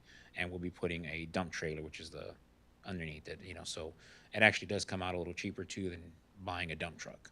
So we'll get more use out of it, and it's a little cheaper, saving us some money than rather replacing with another dump truck. The GIS plotter is a split, so that's of course how we get all our printing and everything done. So that's set up to be replaced. We have an Explorer that's set to be replaced. It's actually an Escape. Most of y'all see it driving around. Kelsey's the one that drives it. We'll be replaced now with an Explorer. So we'll be getting that taken care of. The Gravely ATV, of course, is our red Gravely you see running around with the guys. That one's just reached lifespan. We've been putting a lot of maintenance into it. So again, it's time for replacement. So we're gonna go ahead and move forward with that. The rigid sewer camera, that unit itself is a push-through camera that we push through usually laterals to inspect. Usually when a resident calls and says they got a blockage, we're the first ones to know about it. We'll go out there and try to camera it and maybe help them out locate it and say, okay, here's where the issue is. Maybe get a plumber out here to help you look for it. And vice versa, if there's any problems on their side, they'll call us and ask us to check them just in case or verify that it's not something our side is causing. So that's what that camera is. The truck lift, that's a split. As y'all know, we got a mechanic, thank y'all. So part of it is we do have an O-lift inside the shop. I think the thing's about 20 years old. Needs to be replaced. We're looking at going with a unit that has 4 posts, safer drive-on unit. Plus it'll be able to handle all the weights of the newer vehicles that we have. I believe the one that was there was suited more for like F-150s and F-250s. In this case, this newer one will be able to handle all the bigger trucks that we have now. New hydro excavator. So a couple years ago we bought a hydro excavator as well as a jetter. It's used a lot on both sides of the water and wastewater side. This unit currently is down. It is I guess just a really big piece of equipment that the guys like to use. I think, Mayor, you were out there at that leak on Battle Intense when they were having to go ahead and fix it. That machine was broken and they were still using it because it has that much use when it comes to the vacuum. So we are looking to go ahead and purchase another one. This way we have one on the sewer side that is used for jetting. We don't have to worry about cross-contamination, and we have one for the water side, as well as they'll have a backup. I mean, currently right now when we need one, we have to go rent one. So there's some money already being spent on that. The man lift itself, that's on the list again. We'll be looking to go ahead and purchase that. We currently rent them throughout the year. And I think with the rental fees from last year to this year, it kind of pays itself off. So this unit will pay itself off here in the next couple of years. Shop garage doors is split with general fund. Our doors, those motors on there, I think were put on there when the shop was put up, and they're starting to fail. So rather than go ahead and come on and say, hey, we got to replace all of them, and it be something we don't expect, little by little, we're going to start replacing them. We already had one go down on us this year, and we're starting to go ahead and change them out as we go. Emergency pump, that is, of course, the blue pumps that you usually see the guys hauling around in emergencies. We are short one, so we're looking to go ahead and finish, getting our fleet set up for emergencies, and that pump will help us. One of the benefits is where we currently have a generator out at DM1 or DM2, which is Deer Meadow 1 or Deer Meadows 2 lift station. That generator will be repurposed and moved over to the wastewater plant for that emergency pump that we're currently working on and setting up, that needs to have its own generator to operate. Because that wet well at the plant is about 30 feet deep. It's deep, the deepest one that we have in this system. So that one does run different than the ones that operate off those blue pumps that y'all see the guys driving around. So that's what the E-pumps are. And then capital, so water well generators. After this past freeze and the previous ones, we want to see about putting some generators at the wells. So there's a couple wells that were selected in our emergency response plan. We're going to start looking at trying to get those generators set up, whether it be purchasing generators or just setting them up with connections, but just kind of trying to prepare ourselves in the future to where if we ever have been in a situation where GBRA's water is not coming in, we can still try to bring in water from the generators and from the wells that have generators. Well 26, we have an easement and basically a repair. So like you mentioned, Mayor, that's one where we cannot access that well. We have to go in there. When the property was vacant and it was an empty lot, it was easy to get to. The guys haven't had to pull the well, I think, in several years. I'm assuming probably about 15 years, I think is what they told me. And that was before it was even constructed. They were able to drive out there perfectly fine. Well, now there's a house there, and the access easement was never put in place. So now we're having to go through, clear the cedar trees that are there, the fences that are there. We're having to go ahead and put gates in, and there's a couple other gates that need to go in because there's about 3 gates, and we'll be able to get a vehicle back there from here on out to pull the well when it's needed. So we'll be repairing that well. It's been down for probably about 2 years because of litigation issues and things like that. We've kind of just held off on it. So we finally got all that resolved, and we're looking forward to move on and get that water coming back into the city. Same thing with JW1, that water well. So that well is outside of the city. It's out in Jackson Woods. If you're ever driving past Jackson Woods here off Route Fair, I think it's like the last property before you hit the Meadowvale subdivision. Back there we have a well. It has all the infrastructure there to pump water to Plant 4, but we do not have the panel there to turn it on remotely and hook it up and basically network back and forth with the system. So this would be installing a SCADA panel there to go ahead and operate the well, and it would go ahead and notify when to kick on and kick off and that. So that's new water that we have never had in the city that we'll be introducing. So another source there. Valve installation at Water Plant 1. So we currently have a valve, a valve that's actually kind of leaking. If we shut that valve off, we're going to cut off water to half the city to repair it. So there needs to be a valve installed that wasn't put in place originally. So we're looking to have this valve cut in.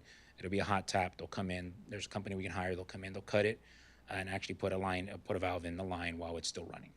We won't ever lose service to the customers. And then when we get ready to service it, it's not going to cause any issues to where we lose water to half the city. So it's just something that we could do it. We could fix it now, but if it ever happens again, then it's going to be another headache to deal with. So we're looking to get that valve installed. And then easement gates. So similar like we just talked about with well 26. If you were to look at a map of our utility, and I think I included some pictures on some, we have water lines that run through the back of people's property. Ralph Fair Road's a good example. All these properties that face Ralph Fair Road, there's a water line back there. We cannot get to that water line. If there's ever a leak, our guys have to go out there and start taking people's fences out. If there's trees or anything in the way and we can't get through there, those are the times where we'll have to clear those easements to get back there. So we are looking at trying to go ahead and start this project where maybe every year we start budgeting money to start putting gates in and start clearing easements or looking at what's in the way so that when there is an emergency that comes up and we do have to make a water line repair, we're able to get out there and take care of it rather than having to worry about cutting down trees or putting in gates or taking fences out. So it's working with the homeowners to kind of just make it accessible so that we can get out there and get done what needs to get done to go to make sure people have water. So that's what those gates are for. And then the water meter base stations. So those are the base stations that the water meters report back to. We refer to them usually as the towers, water meter towers. Then that sends a signal back to City Hall, and that's how we go ahead and do our water meters. And that's how we do our billing and everything. So those meters have basically met their lifespan. It's time to go ahead and replace them, or the base stations have met their lifespan, so we're looking to go ahead and get that replaced. Again, this was, I think, a unit a while back where we had issues just trying to get parts for it when it went down. And we were looking at, okay, what's the alternative? And the alternative is we hire another contractor to come out and drive around the city and basically pick up handheld readings with their meter. So to avoid that, we're looking at, let's go ahead and upgrade our base stations out there. So that's kind of the big picture items that were within the budget.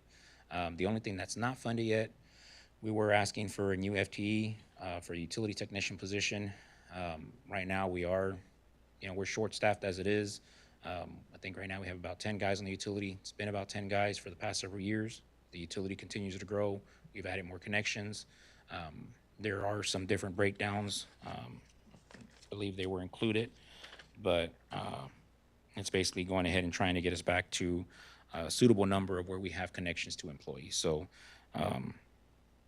currently I think we're at about 522 connections to employees. So that's 522 customers per employee. So if we get 7-8 calls, our guys are tied different ways, and they got leaks they got to take care of, and all the day-to-day operations.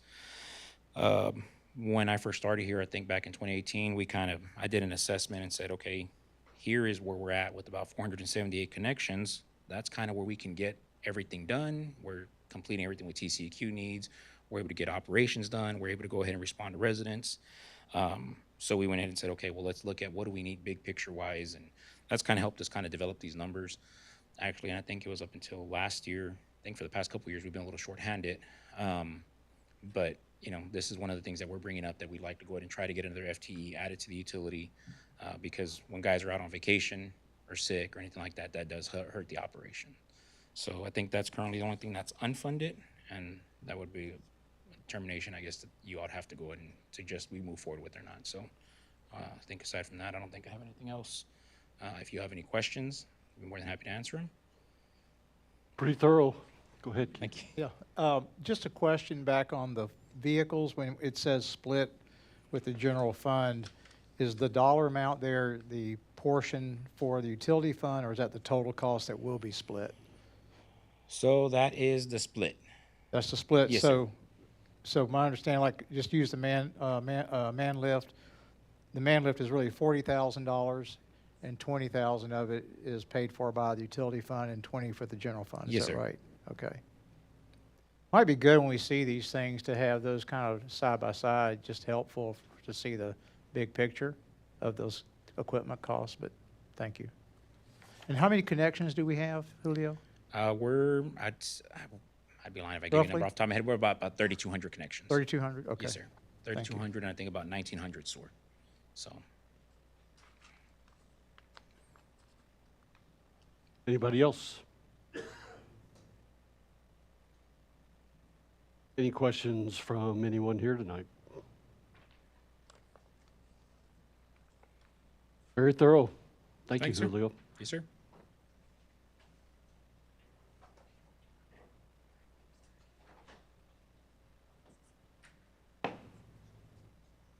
We're going to go through CIP now.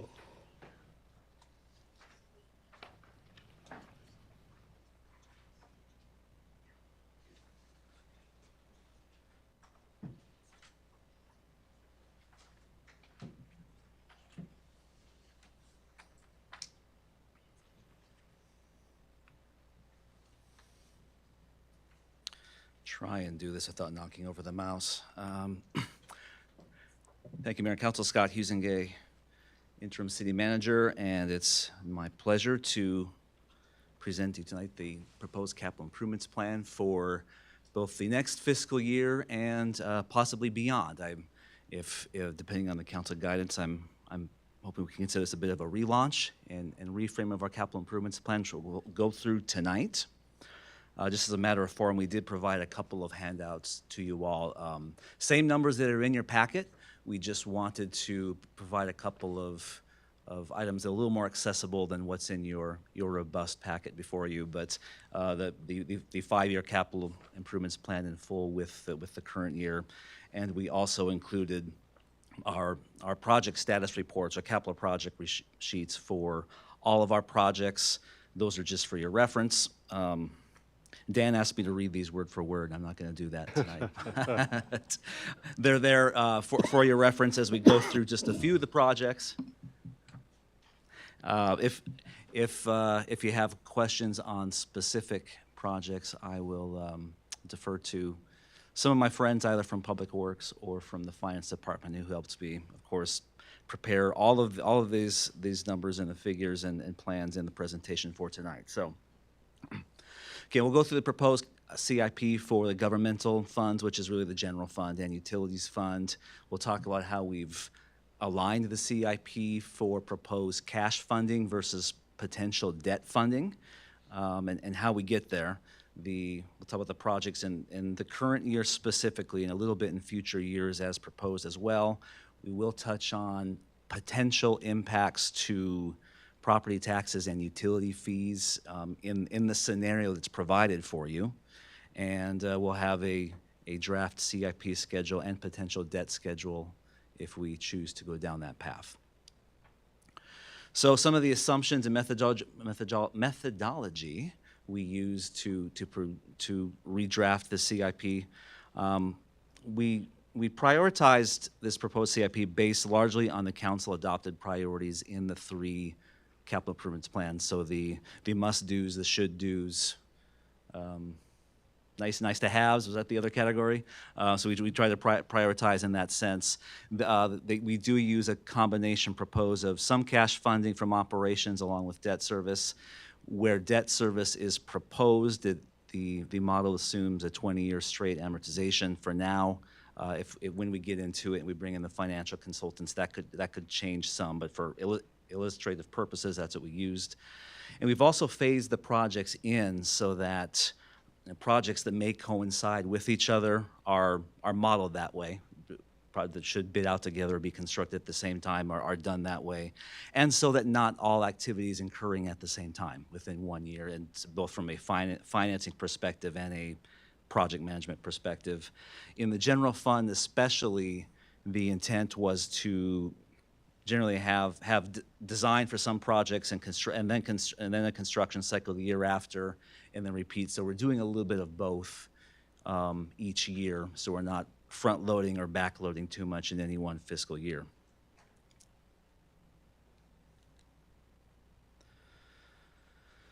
So touch on some of the available funding sources for cash funding. We are using a combination, for the proposed year, 23-24, a combination of potentially general fund surplus that Summer touched on in her overview, through the use of operating transfers in fiscal year 2024, with capital reserve fees and impact fees in the utilities fund for the cash funding portion of the plan.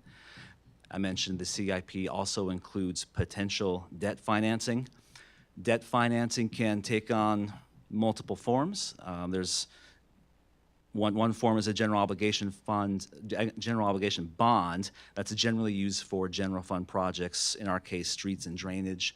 General obligation bonds require voter approval and election either in May or November, depending on the timing of our cycle. Certificates of obligation are substantially similar to GOs in most respects. COs do not require elections, although they can be petitioned for referendum by the public. Revenue bonds are typically used for utility issuances, and they're backed specifically by utility revenues.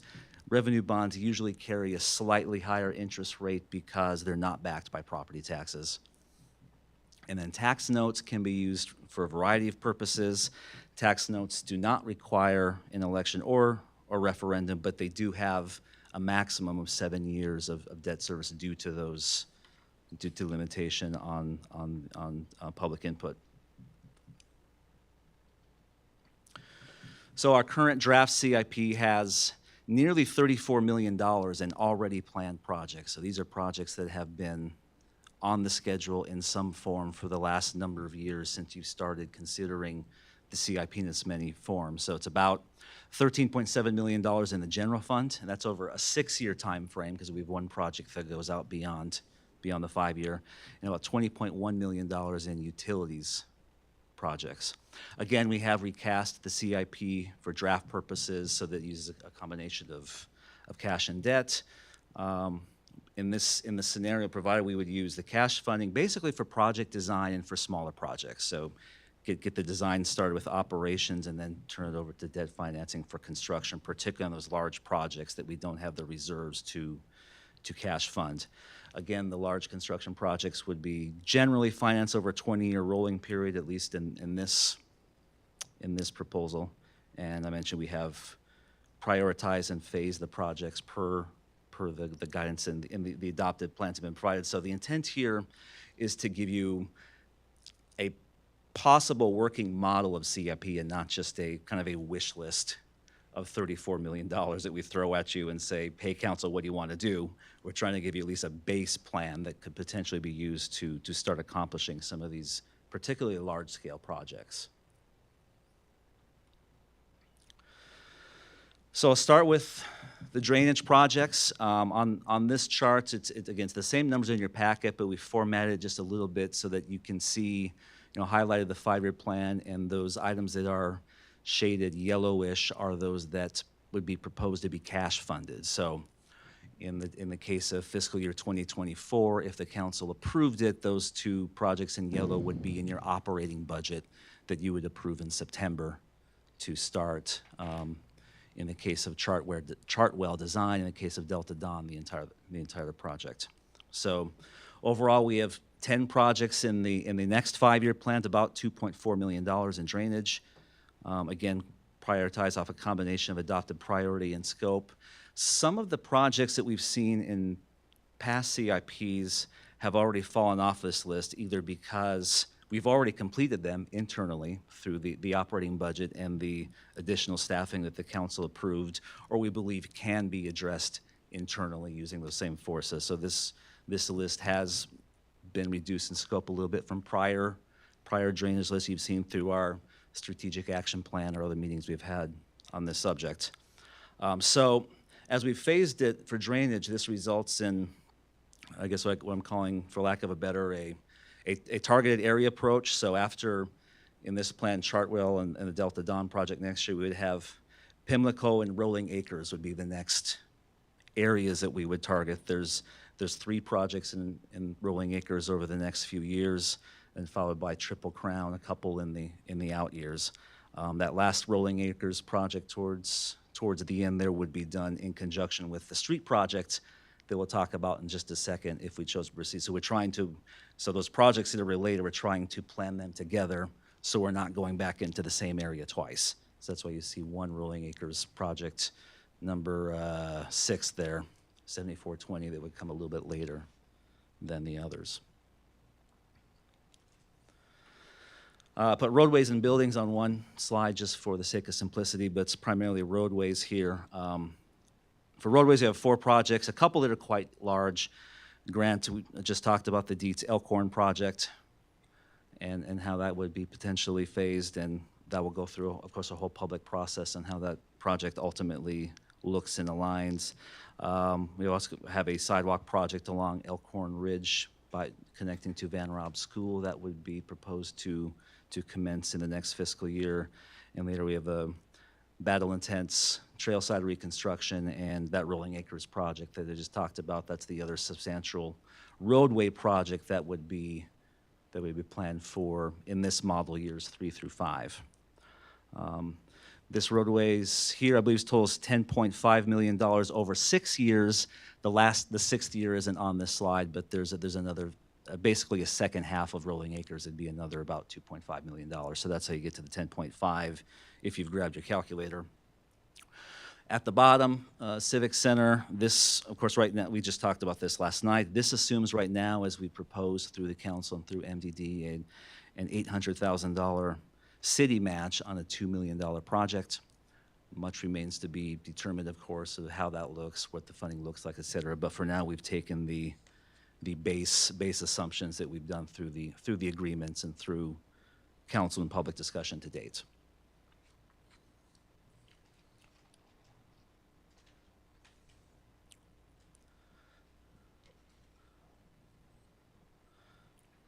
So how this impacts tax and rates. So in the general fund as a total, we would cash fund about $1.9 million over the next 5 years in this model. And that would be primarily in drainage projects with I think one street design in there.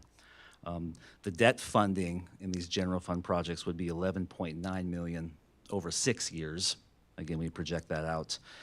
So based on the model that we used, based on our 5-year financial planning model that we presented a few months ago, we used the same assumptions, plugged in these numbers. That would be based on, of course, all else equal. Actual results may vary, I always have to say that. But in this scenario, the debt levy would increase over 5 years from 2.68 cents to 3.67. So basically a 1 penny increase in the mill levy to support that debt service.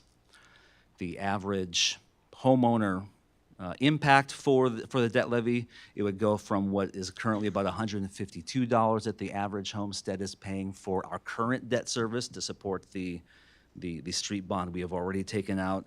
That would increase to about $291 over by year 5. Again, based on solely on these assumptions. And again, there'd be the last half of that Rolling Acres project would add a little bit more after that. And at that point, we would get to a level of stability because after fiscal year 29, our current debt service from 2014, it must be, will roll off. So that would allow us to get to a period of stability in the debt service to program out for a longer period of time. So that if the council approved, that allows some flexibility. It's a concept that I often see in school districts when they propose the so-called no new tax rate bonds. They typically roll it so that as one debt service falls off, they propose a new project to replace it to keep that debt service amount constant over time. Is a strategy I often see employed. So under this scenario, we would be cash funding in general fund projects about $300,000 in today's dollars per year in operational costs. And over the course of time, as it builds up, we'd be paying about $1.5 million in debt service for streets and drainage projects ongoing. I'll stop there and conclude the general fund. Yes, ma'am. Really appreciate this presentation. This is the first time I've actually seen a potential plan to actually fund all these projects other than just seeing, I don't know how we would ever get there. So the potential CAS funding, you said about 300 out of the operating, based off of your 5-year financial plan that you kind of put together, 300K can fit within that? Yes. So in the current year, you'll recall last year in the current year adopted budget, we've transferred, I think it's $3.8 million over, or there was total $3.8 million of projects. The actual transfer was at 3.4, 3.5, something like that. Surplus and all that, using yeah. surplus, right? So in the fiscal year 24 proposed budget, Summer mentioned we currently have about 1.1 million available that we could use for capital equipment, whatever else we approve in surplus. After that, we reach basically a point of stability where after operations, we have about $300,000 más o menos left each year that we could use for capital or equipment initiatives. That's not assuming that we may have surpluses from personnel or whatever. Correct. Okay. No, I appreciate that. Other questions on this part?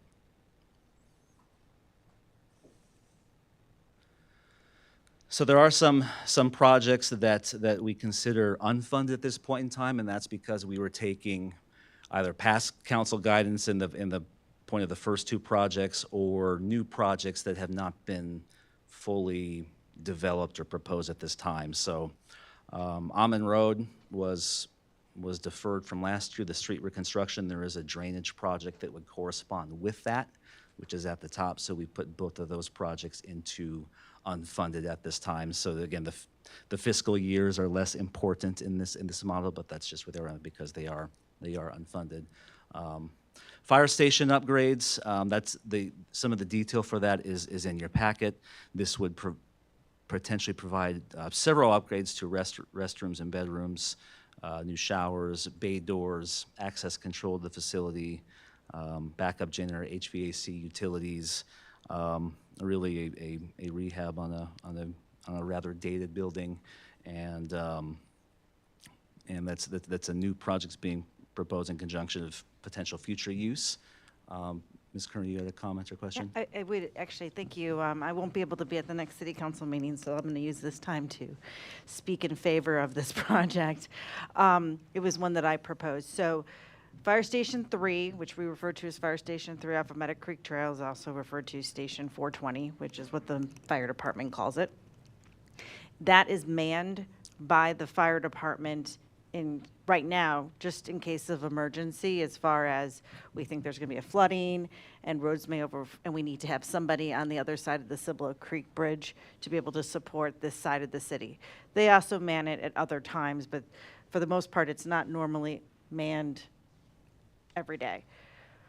During some of our winter storms or some of our emergency things that we anticipate, large things, they will man it. Right now, there is no bedrooms.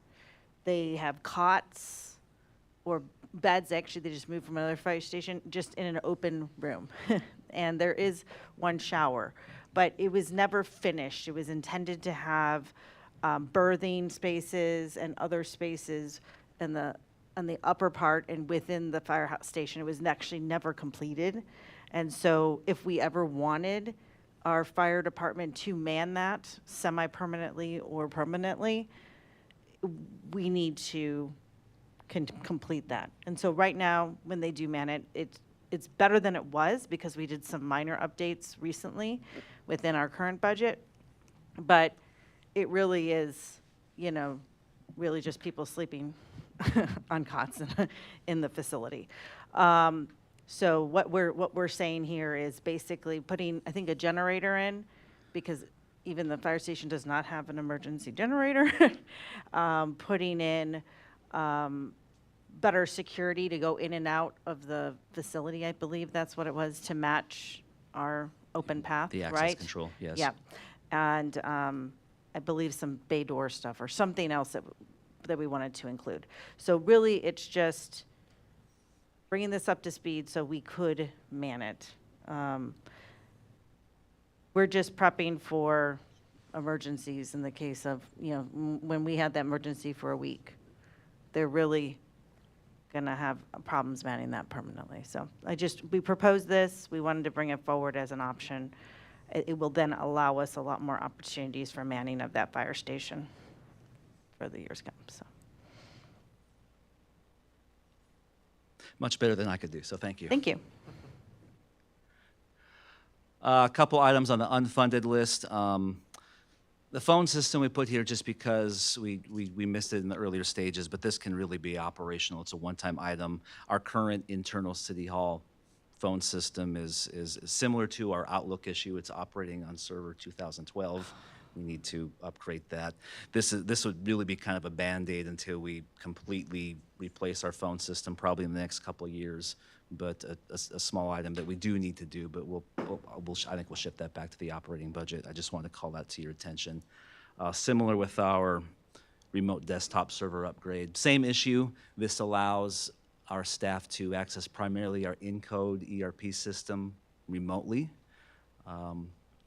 It's not cloud-based or web-based, so we have to have a remote desktop server in order to access that. And that also runs on 2012 currently, which is at end of life. IT penetration testing, that has to do with, obviously it's a security issue. There's a lot, or security testing, there's a lot of detail in your packet about it. I think this one can probably wait till we complete our IT master plan, but it is in your packet for consideration. It probably won't be on my recommendation this year unless council, sees it as a higher priority, but I did want to include it since it was a request. And the gateway feature. this has been on the discussion through several iterations, I suppose. $500,000 is a very, very high level estimate, and I can't stress estimate enough at this point, but a gateway feature could change, or probably will change dramatically in scope, up or down, based on the design features that we ultimately select. We're currently negotiating with one of our on-call engineers, almost as we speak, for that project. That work is being coordinated through our branding committee. So once we get our on-call officially on board through an agreement, we'll begin those discussions with the committee to narrow down the design aspects, both the materials and the type of design, et cetera. I think the committee has desired to have a subcommittee of citizens to help with that design, ultimately bring that back to the council for your consideration when that process is concluded. I think the council, I guess, are authorized or agreed to have the branding committee look at that back at, I think it was a March meeting when we last talked about this. But that is ongoing. We're about ready to begin with that design process, so that's coming soon. So right now, that $500,000 is a placeholder, but I definitely did want to point that out, that on the list.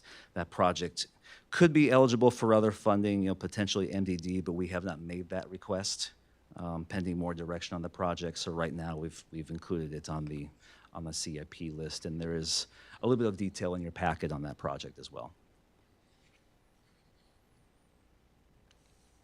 Just want to add one more thing, pitch for the fire station. That is not, I mean, that's a fairly good estimate put together by Grant and team, so it's not a placeholder. So that number is real. Fire station is not. Yeah, fire station's real number. Okay. And next, I'll shift over to the utilities CIP draft. Start with water projects. In this draft, we have 15 water projects totaling about $13.6 million. There's a lot of areas that need attention. Julio ran through the operating issues already, and I appreciate that he did that because I think it does highlight a lot of the positive investments we're making to upgrade and maintain our system, particularly things like generators, which we saw was a vital need during our power outage here back in March. So I think that's a good news story that we're paying attention to the maintenance and operation upgrade of our existing infrastructure, which is what this list does as well. I'll just go through the current year projects on these since there are a lot of them. Again, if you have specific project questions, I'll probably defer. But a couple of large projects at the top. We have 2 large water main projects, Willow Wind Drive, which is in Raintree Woods, and Rolling Acres Trail, or the other side of Rolling Acres Trail. I believe, and y'all can correct me if I'm wrong, but these 2 projects could be bid together for economies of scale, which is why we put them both in the same year. In total, if you look at your project sheets with both projects, it's a little over a mile of water main replacement between the 2 projects. It's something like 3,300 and 2,500 or somewhere in there. A little more than that, actually. Elevated storage tank. I think we know quite a bit about this project. The elevated storage tank would improve the water flow and pressure in most areas of the city, sufficient for fire response in a large portion of the city. So this is primarily a public safety issue. The tank could also help, or would also help, with peak demand and storage, particularly in the event of a temporary power outage like we've seen. We'd have a much longer period of time that we could potentially go without pumps if we had to, if we had that storage capacity available. I think it's important to note that an elevated storage tank does not create additional water capacity related to new developments or anything like that. Water towers do not create water or pump water. They simply hold water, but it is extremely important from a public safety perspective. It's a lot of our areas do not have ISO NFP rated sufficient pressure to fight a large-scale house fire if it's come to pass. So that is extremely important from a public safety perspective. Old Fredericksburg water line. This will be bid in conjunction with Bexar County. So depending on the timing and when they get their project together. We may need short-term financing if that comes to pass relatively soon, but for that reason, we did program that in fiscal year 2024. And MO Davis Pump Station, I believe this is slated for tank maintenance at the facility. I think it's well overdue. Heating and cooling upgrades, among others. We've been doing tank maintenance on all of our facilities, largely is on an as-needed basis and future budget considerations, probably after this year, but we have been talking internally about establishing an ongoing maintenance program in the operating budget to level out some of those peaks and valleys we have when we have to come in and do large-scale maintenance at one time. So there are programs available internally and externally where we could have an annual program so that we stay current with our maintenance program.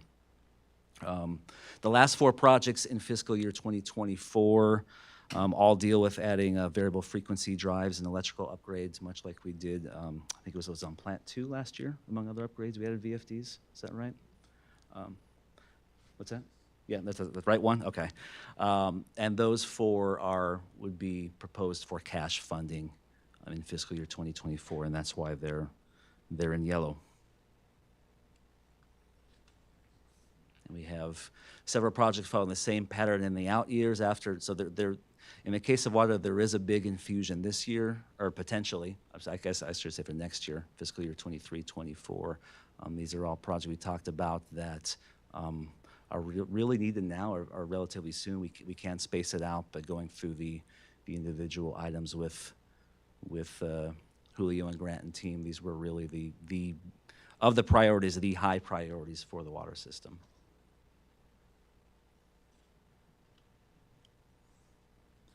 In wastewater, the primary project, of course, is the wastewater treatment plant for the next 2 to 3 years. 5.1-ish million in almost 5.2 in construction costs will require debt funding with a corresponding increase in the debt service fee. We don't have $5 million in reserves, unfortunately, or maybe fortunately, depending on your perspective, I suppose, but that will require debt funding. In total, there are 5 planned projects totaling $6.5 million over the 5-year period for wastewater, the substantial portion, of course, being wastewater treatment phase 1.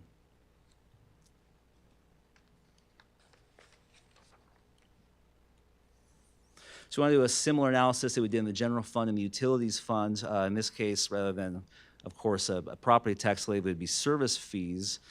Most of these projects would require advanced funding, through debt service without effectively draining our reserves, and then some, probably in most cases.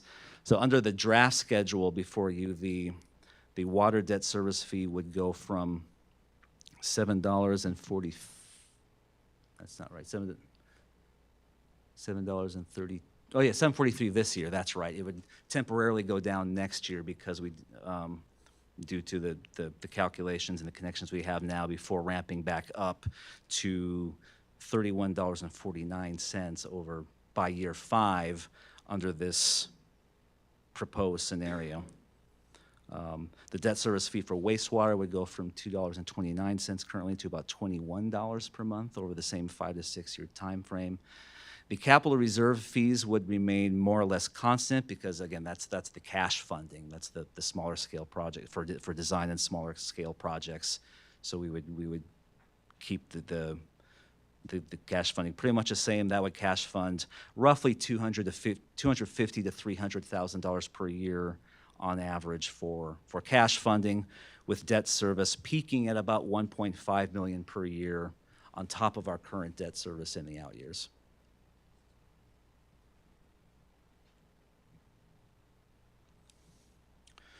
So with that, we just wanted to present a potential draft timeline if we ultimately agreed to some form of a 5-year CIP and debt plan. If the council chooses to embark on this plan or one substantially similar, one of the first steps could be to establish a bond or capital committee to review and recommend projects for consideration. You are not required to establish a committee, but it can help separate or distinguish opinion, review, or provide recommendations from kind of an external perspective outside the formal budget process that we're going through right now. This could be our existing CIAC committee, which was formed by state law initially to review impact fee projects, but they do look at other capital projects when they meet as well. Again, that process is not required, but it's often used by cities to vet projects and provide recommendations, similar to what some of your other advisory and recommending boards do for other areas right now. As mentioned a little bit, we would establish our budget priorities this year for the cash funding portion and adopt those in the upcoming fiscal year 23-24 budget. We'll start that markup session as it were at the next session, at the next council meeting on the 3rd, and we will have at least 3 regular meetings after that as needed if we still need more time, but that process will begin excuse me, at the next meeting. And hopefully we would adopt the budget no later than September 30th. And then by February, we would need to approve a plan and schedule an election if we use general obligation funding. If we don't use general obligation financing, the schedule is not quite as rigid, but if we do a GO with an election, we would have to schedule that election by February to hit a May target. We can only hold elections in May and November. I think there was a legislative proposal to eliminate the possibility of May. I don't think that passed. But May is optimal from a financing perspective because by law, you cannot adopt a new debt service levy until the debt is approved, either through a CO or through a GO. So that's why May is preferable, because if you do it in November, you have to wait all the way till the next budget cycle before you can really issue debt and provide the debt service for it. So from a financing perspective, May is optimal. If there was an election, if it was successful, we could issue the first tranche of debt next fall, although we could advance fund some projects and reimburse ourselves with debt financing in advance. And we reimburse ourselves with the bond capital once the bond was actually issued, again, to accelerate some of our priority projects. There's usually, again, depending on time, but about a 6 to 12 month gap between when we issue the financing and when we actually have to make the first payment. So we would actually start paying our first round of new debt service starting in fiscal year, actually 25-26 under this model, around October-ish of 2025, if this schedule came to pass. So a lot to process for sure, a lot of decisions to be made, and some in the upcoming meetings, at least the cash funded portion. For the debt service portion, we could take a little bit longer time, but we still need to consider that in conjunction with the budget and moving forward, which is why we present it now. But we want to give you that overview for where we are now with the projects that are on your approved CIP already, how we can tackle them, and then if there are any projects to add, delete, modify, that's where you come in. So I think with that, I'll try to take any other questions you may have.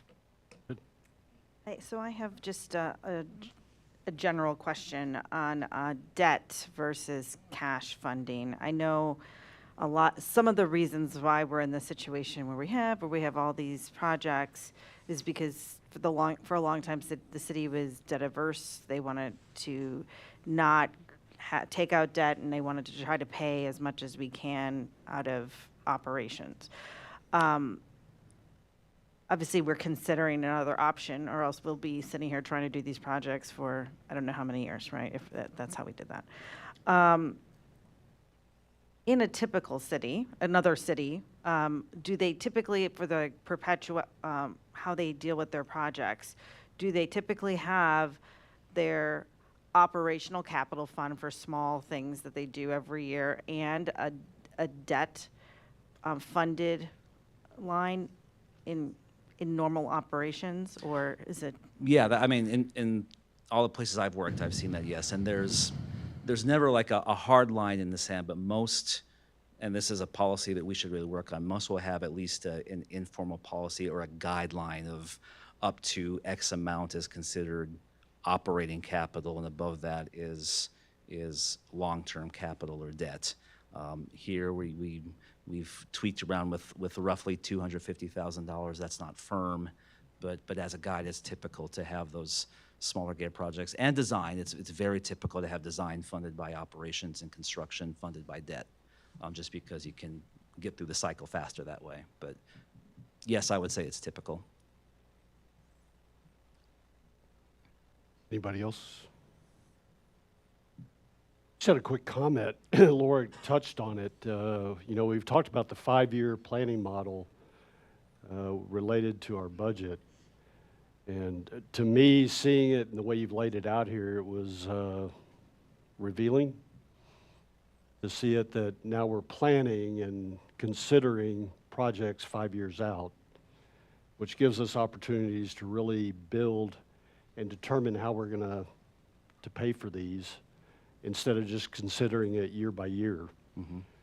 And appreciate all the work that you and the finance team have put into this to have this presentation day.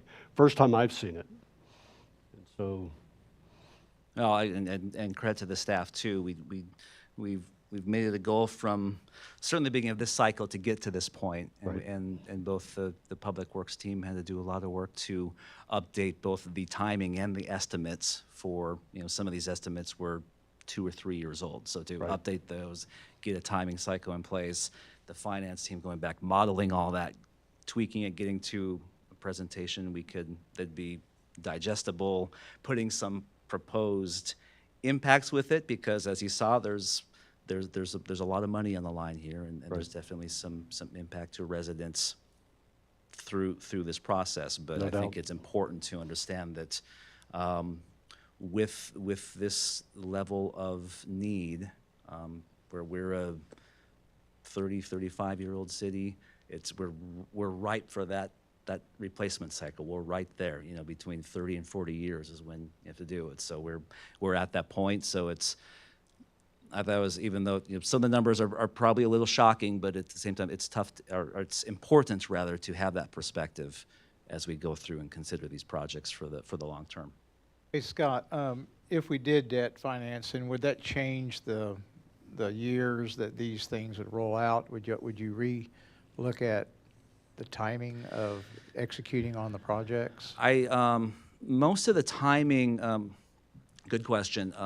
The timing that we put on there would be in terms of when we would potentially issue the bond for that year. The actual payment, there may be a year delay on that. So our payment amounts or debt service may be slightly off based on that, I think is what you're asking me. Yeah, but we would embark on the debt and the projects hypothetically in the years we proposed. Right, just that your capacity to manage those kind of roll out in this format? Right. Okay, gotcha. Anybody else? Any questions from anybody here tonight?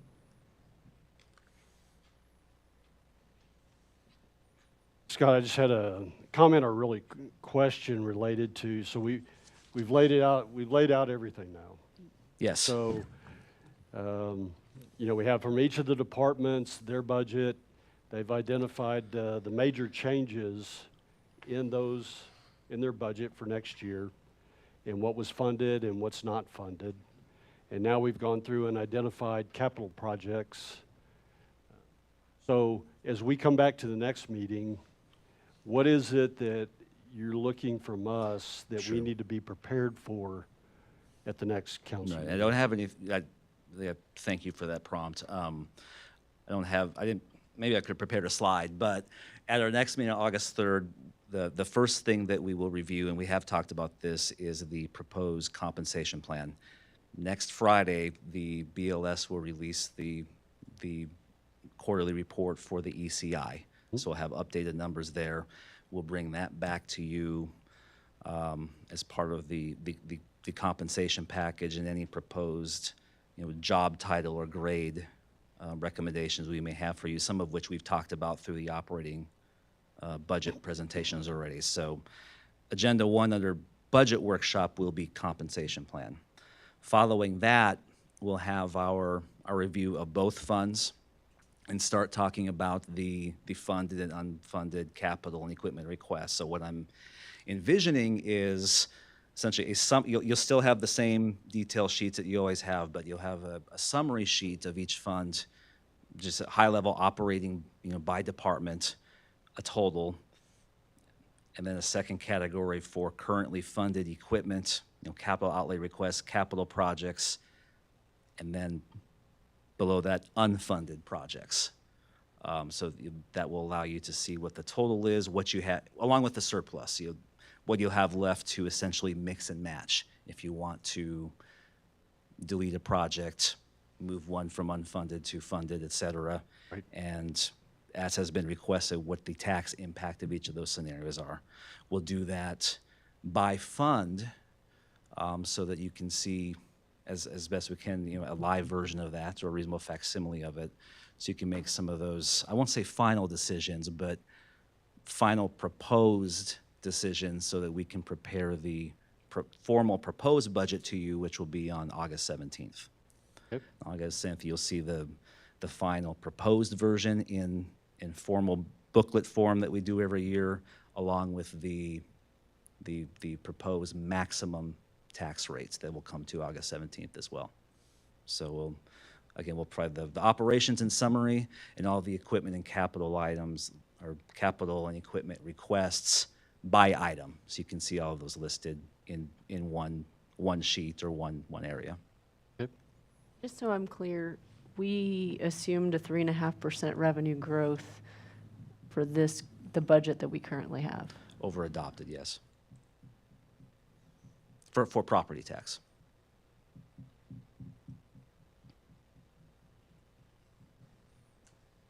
Any other questions? All right. Thank you.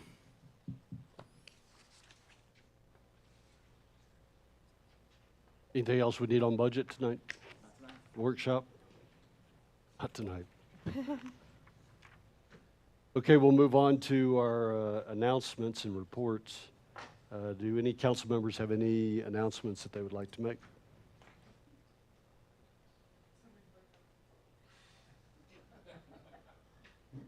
Should we sing happy birthday now? Happy birthday, Summer. No. I do have a couple of announcements to make. Number one was we have our brush and bolt pickup that'll start the 31st of July with Sector 1, and then followed by Sector 2 on the 7th of August and Sector 3 on the 14th of August. And there's a slide showing all that, and we'll leave it up while I go through my announcements if you want to get the dates. And for each sector, you can start putting out your items the week prior. I think everybody's tracking the process that we go through. The second item I want to talk about is it's a postcard that was sent out from the city. And Scott, if I may want to help me with this one. I apologize. So we did have the City Council and the Planning and Zoning Commission have put a lot of, well, actually, the Planning and Zoning Commission has put a lot of effort into updating our Unified Development Code. And we're working now on solidifying that and approving it. And a postcard has been mailed out to all the residents. Postcard was mailed out a week earlier than scheduled. And as a result, on the postcard, it identifies several resources of information that you can go and reference what was in the UDC and what the changes were. But because the card went out a week early, about a week early, some of those references have not been established yet on the website. So you may go look at the website and that reference isn't there. But give us about a week and we'll have those references up on the website. We do have plenty of time. This one is related to a public meeting that will be held on August 10th with Planning and Zoning and September 7th with the City Council. So we have plenty of time. We'll get the information out. But I just wanted to clarify that, hey, the references that are on here will be posted within the next week. So if you're looking for it, we're not trying to hide the information. And I'm being told tomorrow, Mayor. We will have them tomorrow. Tomorrow? All right. Third item I have is we are looking for volunteers to serve on our city's boards, commissions, and committees. Currently, we have vacancies in our Building Code Board of Appeals, our Capital Improvements Advisory Committee, and our Planning and Zoning Commission. If you're interested, please fill out a application and turn it into our city's secretary office. The applications are available on the city's website. Yes, sir. If you do have questions, just contact our city secretary. They'd be glad to answer any questions that you have. But we do need the application submitted to the city secretary's office by the 9th of August. Anything else I need to add on that? No, Okay. that's perfect. On the 13th of July, the city did implement stage 1 of our drought contingency plan. This was due to significant drops in our monitoring wells, and I believe over a couple weeks time period, we dropped a couple feet in our monitoring wells, which is significant and falls along with the extreme temperatures that we've experienced over the last couple weeks. As we entered stage 1, I'm asking all residents to please abide by the restrictions that you'll find in our stage 1 drought contingency, and primarily to follow the 1 time per week in landscape watering. This is one of the primary areas. Landscape watering is one of the primary areas where we use a lot of water across the city. And why I ask this as part of stage 1 is really to prevent us from going into stage 2. Because as we go into stage 2 or even go into stage 3, it becomes more and more restrictive. If we can do the right things in stage 1, believe that we can hold ourselves off during the remainder of the high temperatures that we'll have for the rest of summer and prevent us from going into stage 2. And then the last item that I have is, it was mentioned by Julio earlier, is that we will conduct a ribbon cutting ceremony for our dewatering press that was installed into our wastewater treatment facility.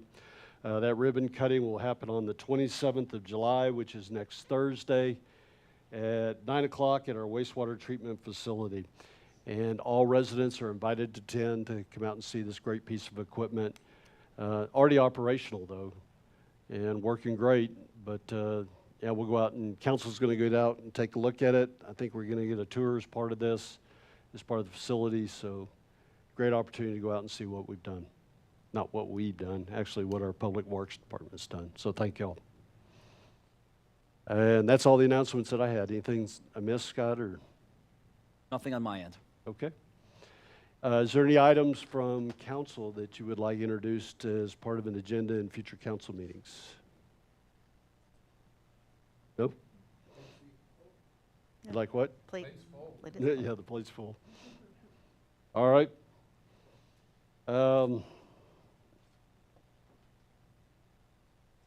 We will be convening into executive session tonight pursuant to Section 551.101 of the Open Meetings Act, Texas Government Code.